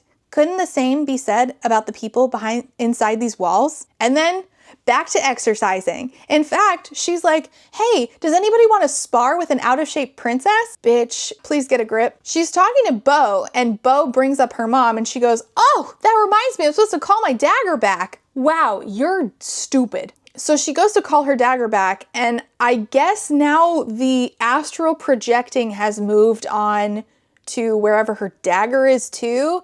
And so she sees her dagger and her mom is there, and her mom grabs her arm and says, Joe! Copper hair lighter than my own hangs in waves over one shoulder. She smiles at me, eyes brimming with tears. And then she's back on her own body, clutching her dagger in her fist. I don't understand how this magic works. Did it portal through dimensions? Or does it literally travel like Mjolnir across a lot of space in order to get back to her? I don't fucking know, it doesn't say. But her mom saw her because somehow she astral projected to where her knife was. Anyway, and Bo says, if she's anything like my mother, she's planning and plotting how to break you out of here. And I'm like, oh, are we finally gonna talk about how she's basically a prisoner? I'm here of my own accord, remember? Oh yeah, Bo says, all in the name of love, and she winks at our main character. And I guess this was supposed to be the foreshadowing. Was this supposed to be the foreshadowing for the twist? Because that's pretty poorly done, and again, does not excuse the plot holes. Thank you. Seeing my mom heals a wound I worked hard to convince myself didn't exist. When did you do that work? Because I'm in first person with you, bitch, and I didn't see you do fucking any work. You never think about your mom, and that doesn't make any fucking sense. It makes the whole book and your character fall the fuck apart. This is agonizing to read. She then gets to a part in her book that explains to her a blood oath combined with the blood of another is considered the most dangerous kind of blood oath, used as a truth revealer, but anyone who creates a blood oath with another while telling a lie will kill them both instantly. So he could have fucking killed them, and his not lack of communication but unwillingness to communicate could have fucking taken them both out. Sure, yeah, no, I love when we don't give our women agency at all. That's great. Why didn't you tell me? She says to Bo. Why didn't you stop it? The thing about Acre is that nothing can stop him once he set his mind to something. There are more of you than there are of him. You could have stopped him. This is stupid. And she's like, and you didn't ask. No shit, she never asks any questions. She never asks, that's the whole thing. She never asks any questions. I don't even think this is the last time we're going to hear you didn't ask. Of course she didn't ask, because if she asks questions, the whole thing falls apart, because if she has to think thoughts, then we're gonna have more plot holes that won't make sense when we get to the twist later. I thought you and Hallis were angry about the blood oath. We are all merely at the mercy of Acre's will. Oh, that bodes well for him being king. Perfect! It's working out so good with your dad, Bo. The steady words he spoke as he held my hand with blood seeping through our fingers replay in my head. I love her. I relish the truth. Acre loves me. I mean, cool, I guess if you're into him, couldn't be me. So she is into him though. And she decides to spend her time, you know what, we're gonna write this down. She goes into the men are all in like the dining room having some sort of meeting and they're all drinking. And she astral projects her, she's in the bath. She astral projects herself to the room, no clothes on. Again, the only person who can see her is Acre. I'm in the bath, that much is obvious, but I can't recall being tired enough to doze off. You're angry with me because I haven't accepted the bond, he says. I think this is happening because the bond can sense how close I am to giving in. And while this is happening, for some reason, we are getting information about the conversation that's going on between the men. The goods are fine, they don't have a clue. And Acre's even answering them while he's having another conversation with Jovi, where he's like, yeah, the cash is plenty stocked. She's like, I was thinking about you while I was taking a bath, touching myself. Have you spoken with your father? I haven't. She sits on his lap and he traps her fingers under his against the glass. So he's holding a glass of alcohol, assumedly. She's holding it. She picks it up, I think, and then he's holding his hand over hers and presses it firmly to the apex of my thighs. So we're going to use a glass of alcohol like it's one of these. Why do I have this in the room? It's for another video. Leave me alone. The glass slides between my wetness. If this thing breaks, you're fucked. Hospital. Maybe irrevocable damage. Irrevocable. Whatever. He's relentless, fingers punishing over mine as he undulates the pressure with a glass, to the point I fear for the integrity of the glass in our hands. Girl! Run! My integrity? On the floor in shambles. She's about to arrive when the king walks in, and then she arrives, which is weird. It's weird that didn't, you know, make that. Anyway, she moans into the crick of Acre's neck, it says. And Acre's still talking while this is going on. Come have a seat, he says to his dad. But before they can even have a conversation, a maid runs in. She's like, it's the princess. Bo told me to fetch you. Something's wrong. And he's like talking to Ghost Jovi. And he's like, Wells told us that, you know, the bond could trap you. It takes hours for her to snap back into her body. She takes another bath. She's been like taking back-to-back baths at this part of the book. I don't really understand why. And she goes and talks to him and he's mad. Why is he mad? The fact that I was robbed of the first time I get to lay eyes on you. I was forced to look away to pretend I was unaffected by the sight of my match bare before me. I couldn't touch you. Oh yeah, by the way, he used the glass on her and then he licked it afterwards. I could almost taste you on the edge of the glass, but I couldn't have you. Okay. He says he'll do another blood oath over something and I'm like, buddy, we have got to stop throwing those around. I love you, he says. I wanted to have you right there in front of all of them. Consequences be damned. Imagine fucking a ghost. Like Buffy and Spike in that one episode. Well, she wasn't a ghost, she was invisible. Same difference. And they're like, what are you doing? And he's like, what are you doing? I'm exercising. I don't know. He sucks one chicken breast into his mouth, giving it the same decadent kiss as he did my Whoa! What the fuck? Where did that come from? We said apex of my thighs. We didn't say but now we're saying I don't understand. He then looks at her and he's like, you've never? I want to lie, but I don't. I'm honestly not sure if she's never because she is a liar. But again, her lies are so waffly because there's so many fucking plot holes in this. I think she was a virgin. It says he presses the hilt of his hand against me. Which part is the hilt? Which part is the hilt? Help me. He's like, you say stop and I will. I don't like the idea of hurting you. I almost wish you'd been with someone else just so you could enjoy our first time together. What? What do you mean? What do you mean? Why can't you make it enjoyable? Your dick is so big it's unenjoyable? Really?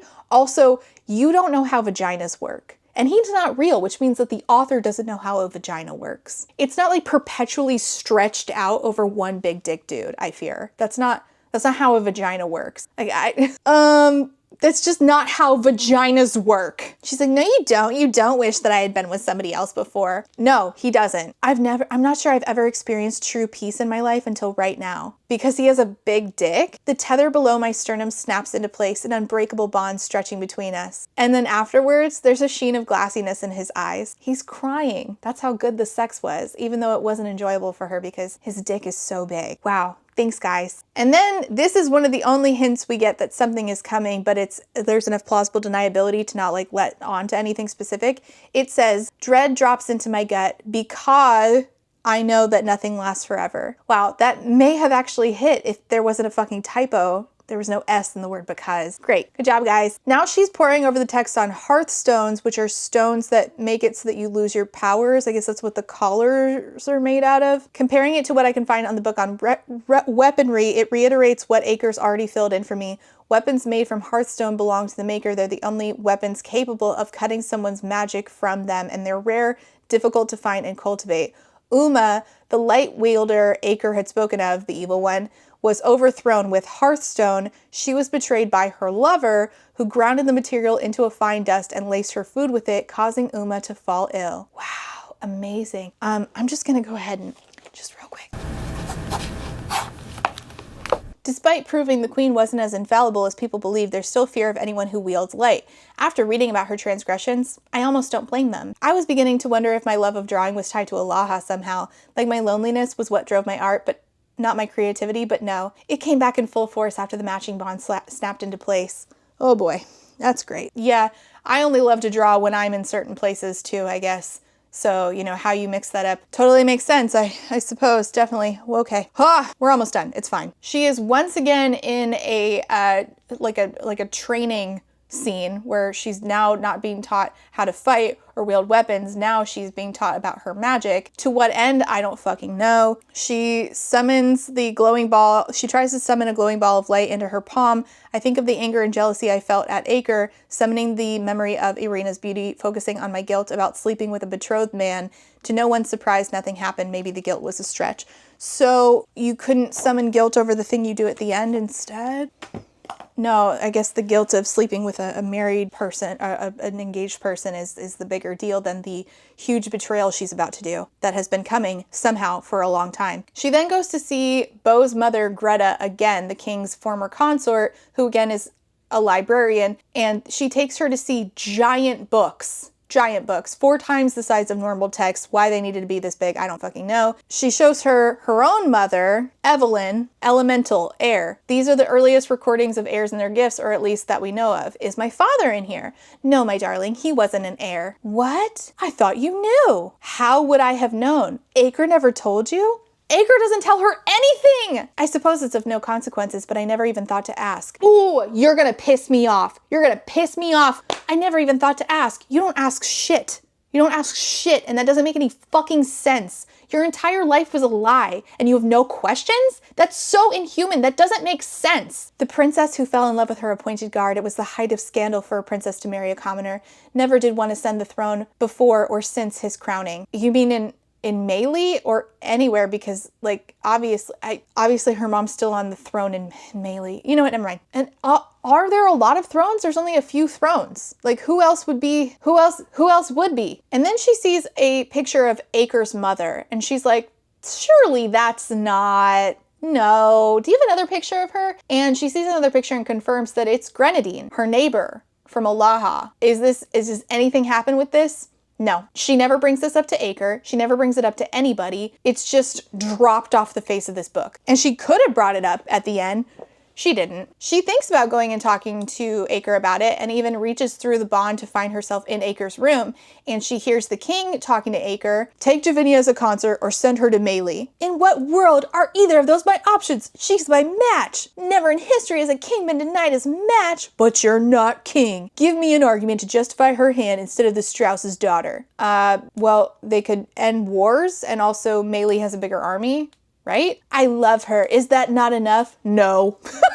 It's not enough for me either, because you like low-key suck. But like for your dad, it should be enough that Melee has the bigger army. You're responsible for the well-being of your people. We need the Strau Alliance more than you need her hand in marriage. Do you need the Strau Alliance more than you need the Melee Alliance? And if so, why? Can we explain? We can negotiate a new alliance with Evelyn. She'll never agree to it, son. She despises the entire conclave. But Jovinia is proof that Rent took her as a child. She can sway Evelyn to our side. The girl who trained in the Aloaha Guard, who was in love with Ren's son, according to you, and you expect her to lend her mother's army and resources to eradicate them? She doesn't sympathize with their rebellion, Acre says. I played nice to settle the Strauss's nerves while you worked out a new plan for what? For you to tell me there's no other way? Fuck that. The Aloha are gearing up for war, and the incident at the market was only the beginning. Now we have Royson joining the fight since your match is a little stunted at the border.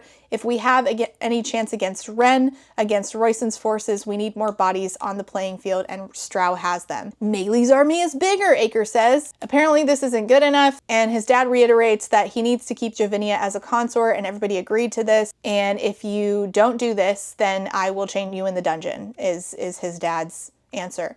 And I'm like, okay, get chained in the dungeon. Do it. Chain him in the dungeon. I would take that option. If I were him, I think that the smart option would be chain me in the dungeon. Do it. What does she think about this conversation she overheard and then dipped out of?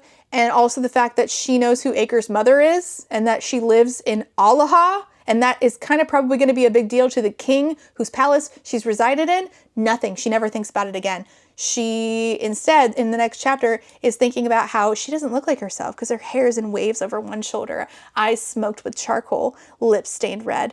The green dress complements my hair and eyes, its bodice draping over one shoulder, skirt falling like ribbon to my ankles. Girl, you know who your match's mom is, and she lives in fucking Aloha. Get up! She's supposed to walk into this ball that they're having with Hallis, and Acre intercepts them.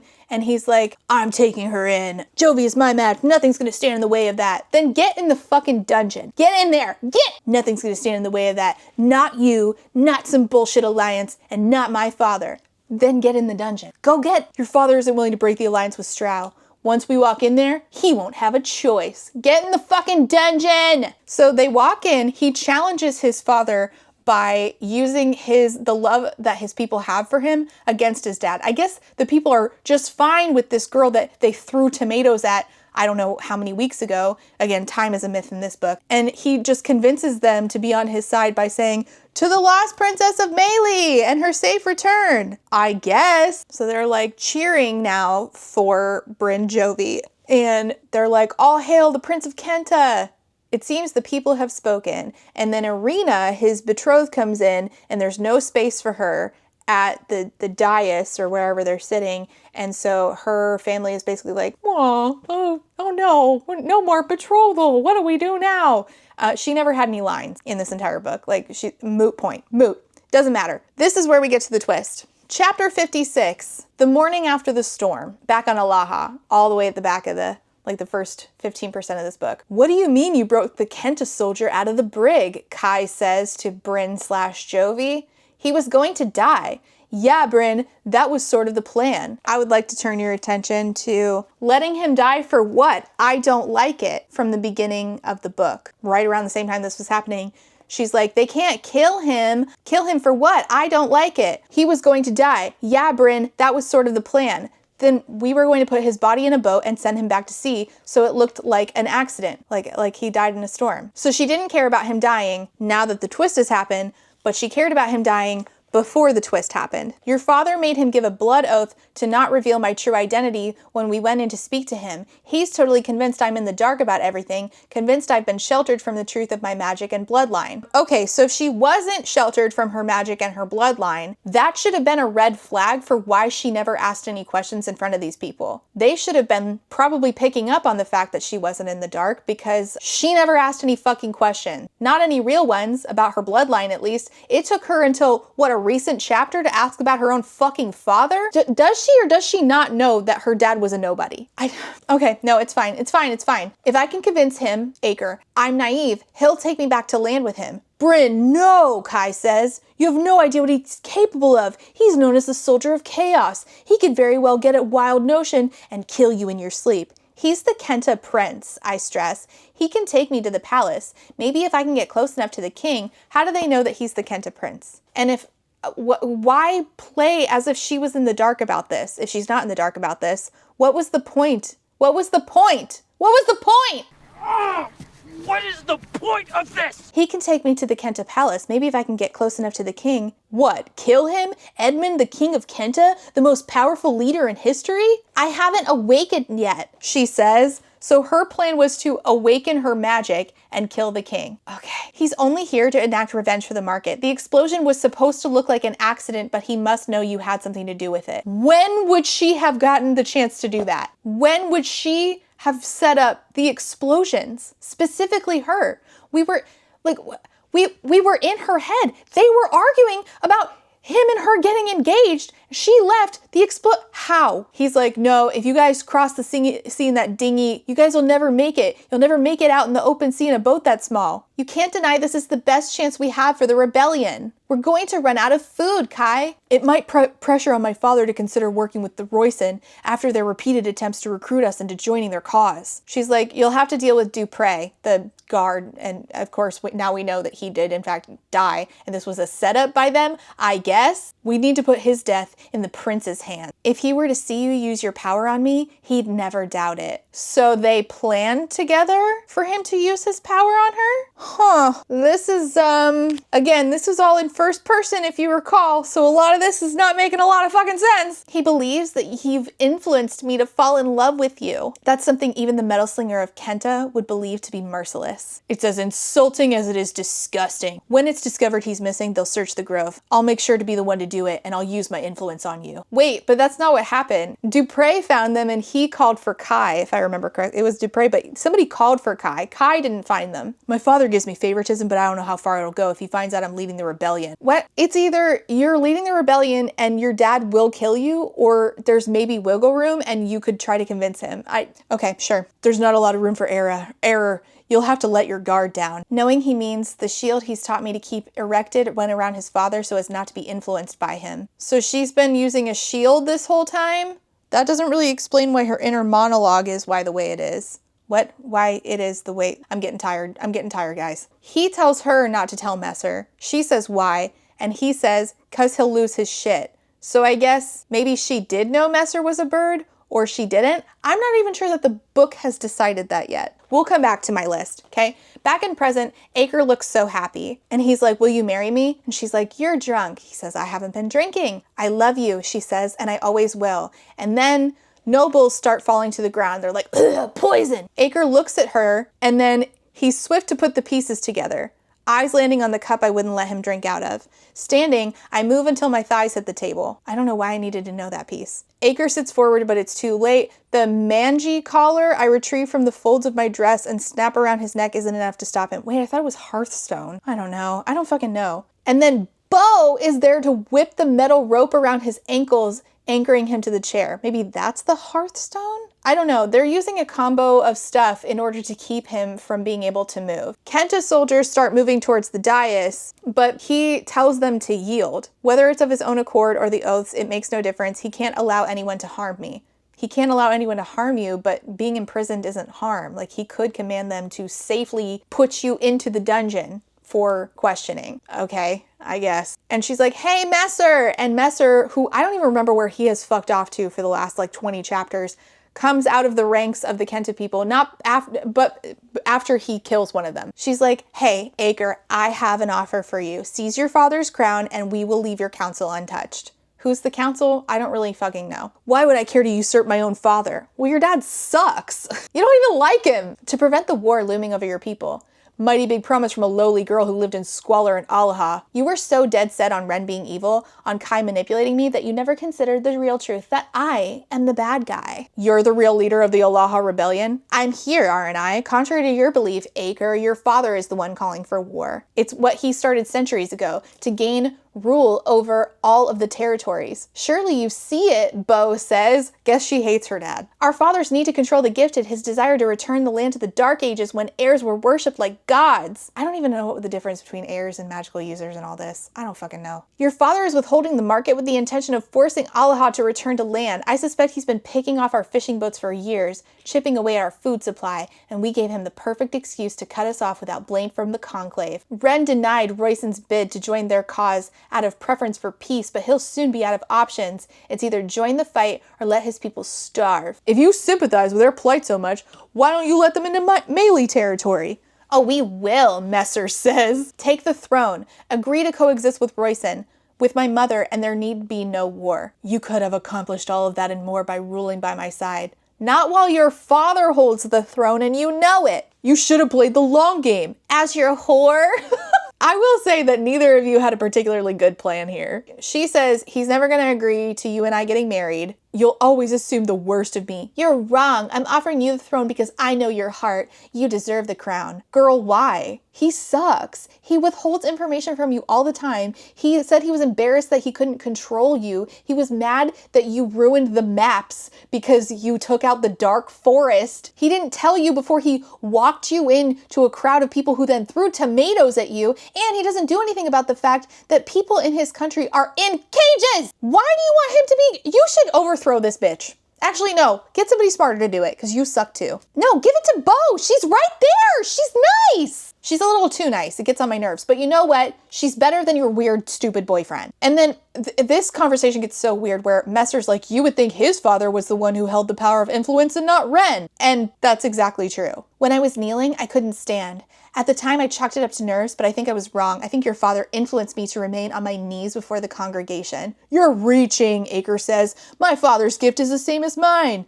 Except the oldest record that Greta found says it's not. It's fire. Wait, so if you have fire powers, you have the power of influence? Okay. She's about to kill his dad when he says, wait, you can't do that. You owe me a life debt because I didn't kill Kai. She's like, okay, fine. Where is his magic stored? She finds out it's stored in, I don't know, near his armpit or something. And so she uses the particular weapon that ruins people's powers on his dad. She's like, stab, stab, stab, until his dad no longer has powers. She tells Bo, all right, get Messer and get out of here. I'll meet you when I can. And Acre is finally free and is coming after her. She's like screaming, running. She's like, well, he can't hurt me, but still I'm like terrified. He gets to her. He forcibly kisses her. I open to him instantly, hungry for his connection. His kiss isn't anything but a painful goodbye. He does this kiss and then slaps her across the face. I'm stunned. Bitch, me too. What the fuck is going on? Leave, he orders. Go before I kill us both. Pretty sure this is how Powerless ended too. And then she leaves him and she doesn't look back. The end. Let's go through things that got dumped and then never to be brought up again. Electric eels, giant squids, Aurora, the character, never to be seen again. Her father's whereabouts. She has no questions about that even when he comes back up. She doesn't ask Greta, where did my father go? Nothing. The gods, plural, gods damn or gods forsaken or whatever, but then the only god is Mother Nature, I think, I guess, I don't know. Making a blade with her dad and all these other memories she doesn't really think about them unless she's thinking about them with other people. The rabbits, I don't know, your guess is as good as mine. Vad the Oracle, somehow he did not know that she was planning all of this.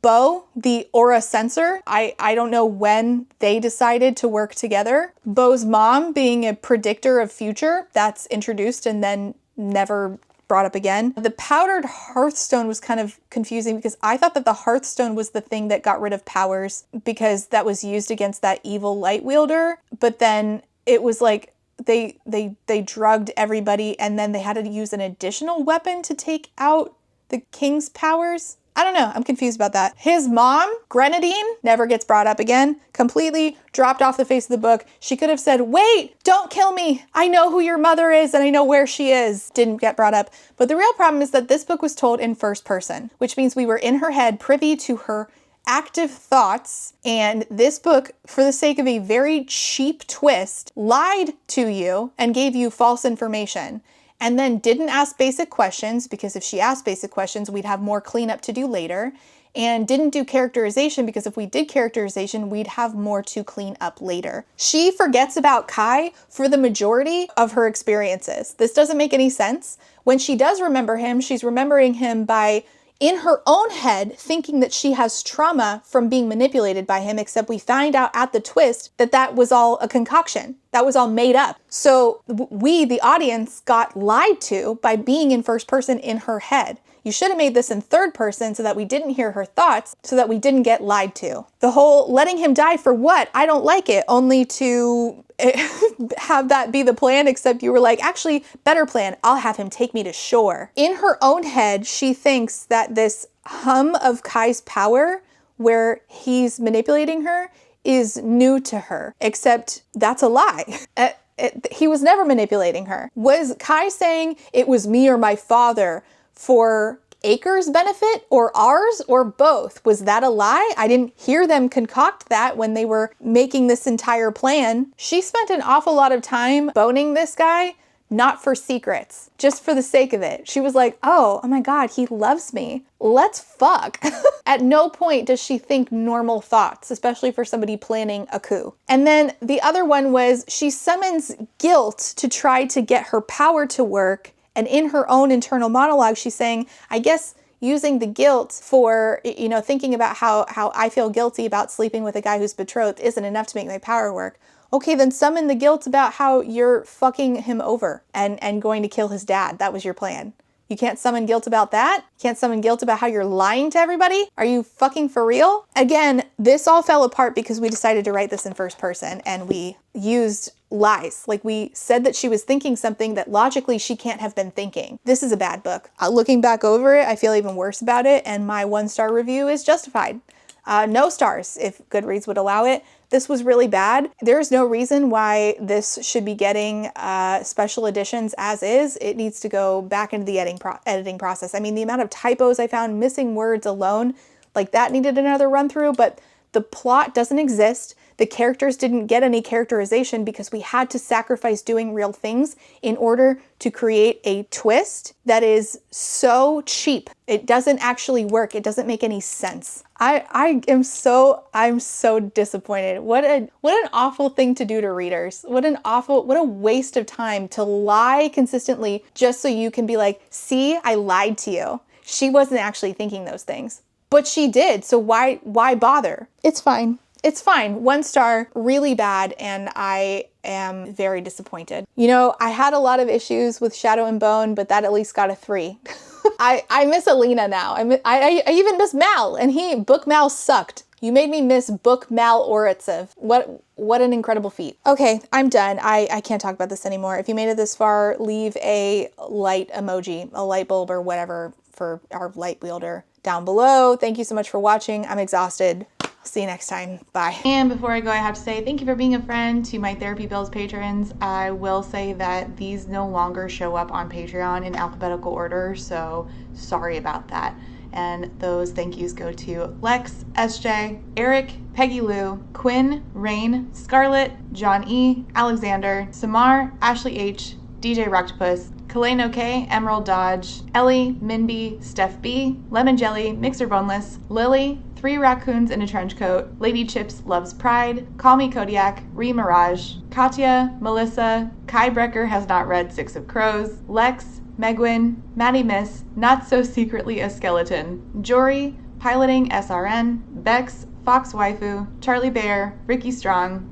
Thank you all so much for being here and for being a friend. And a quick thank you to my Potato Starch Marxists, Evie, Carlin, Paige P, Sean, Sarah the Bear, Jill, Talia, Corwin, Andy Mations, Darren, Tito Phoenix, Might Be a Magpie, Martin, Artie the Ninth, Hannah C, Shamed, Ava, Malara, Rachel B, Rebecca, Baywing, Amanda, Lustful Octopus, Lady Kittybug, Angelica, Jenny G, JM Tennant, Jay is on Olympus, Laughing Cat Dog, Dorothea Supports Public Education, Nicole G, Colleen, Sarah H, Sheen Onion, Foxglove, Danielle M, Kendra, Sakoria, Kayala, Sadie Selby, Bookish Rabbit, Caitlin M, Rosie Thorns, Penny Chilling, Katie L, Lou Siri, Aaron with 2 E's, Jen Michelle, LP, Jojo Bookish, Jessa Sue, Lazarus Ray, Casper, Genderqueer, Jelly V, Lauren G, Man-Eating Plant, Kate W, Saki Lume, Lindsay M, Gadarn, Dilf Enthusiast, KMTV, Kaylee Carpenter,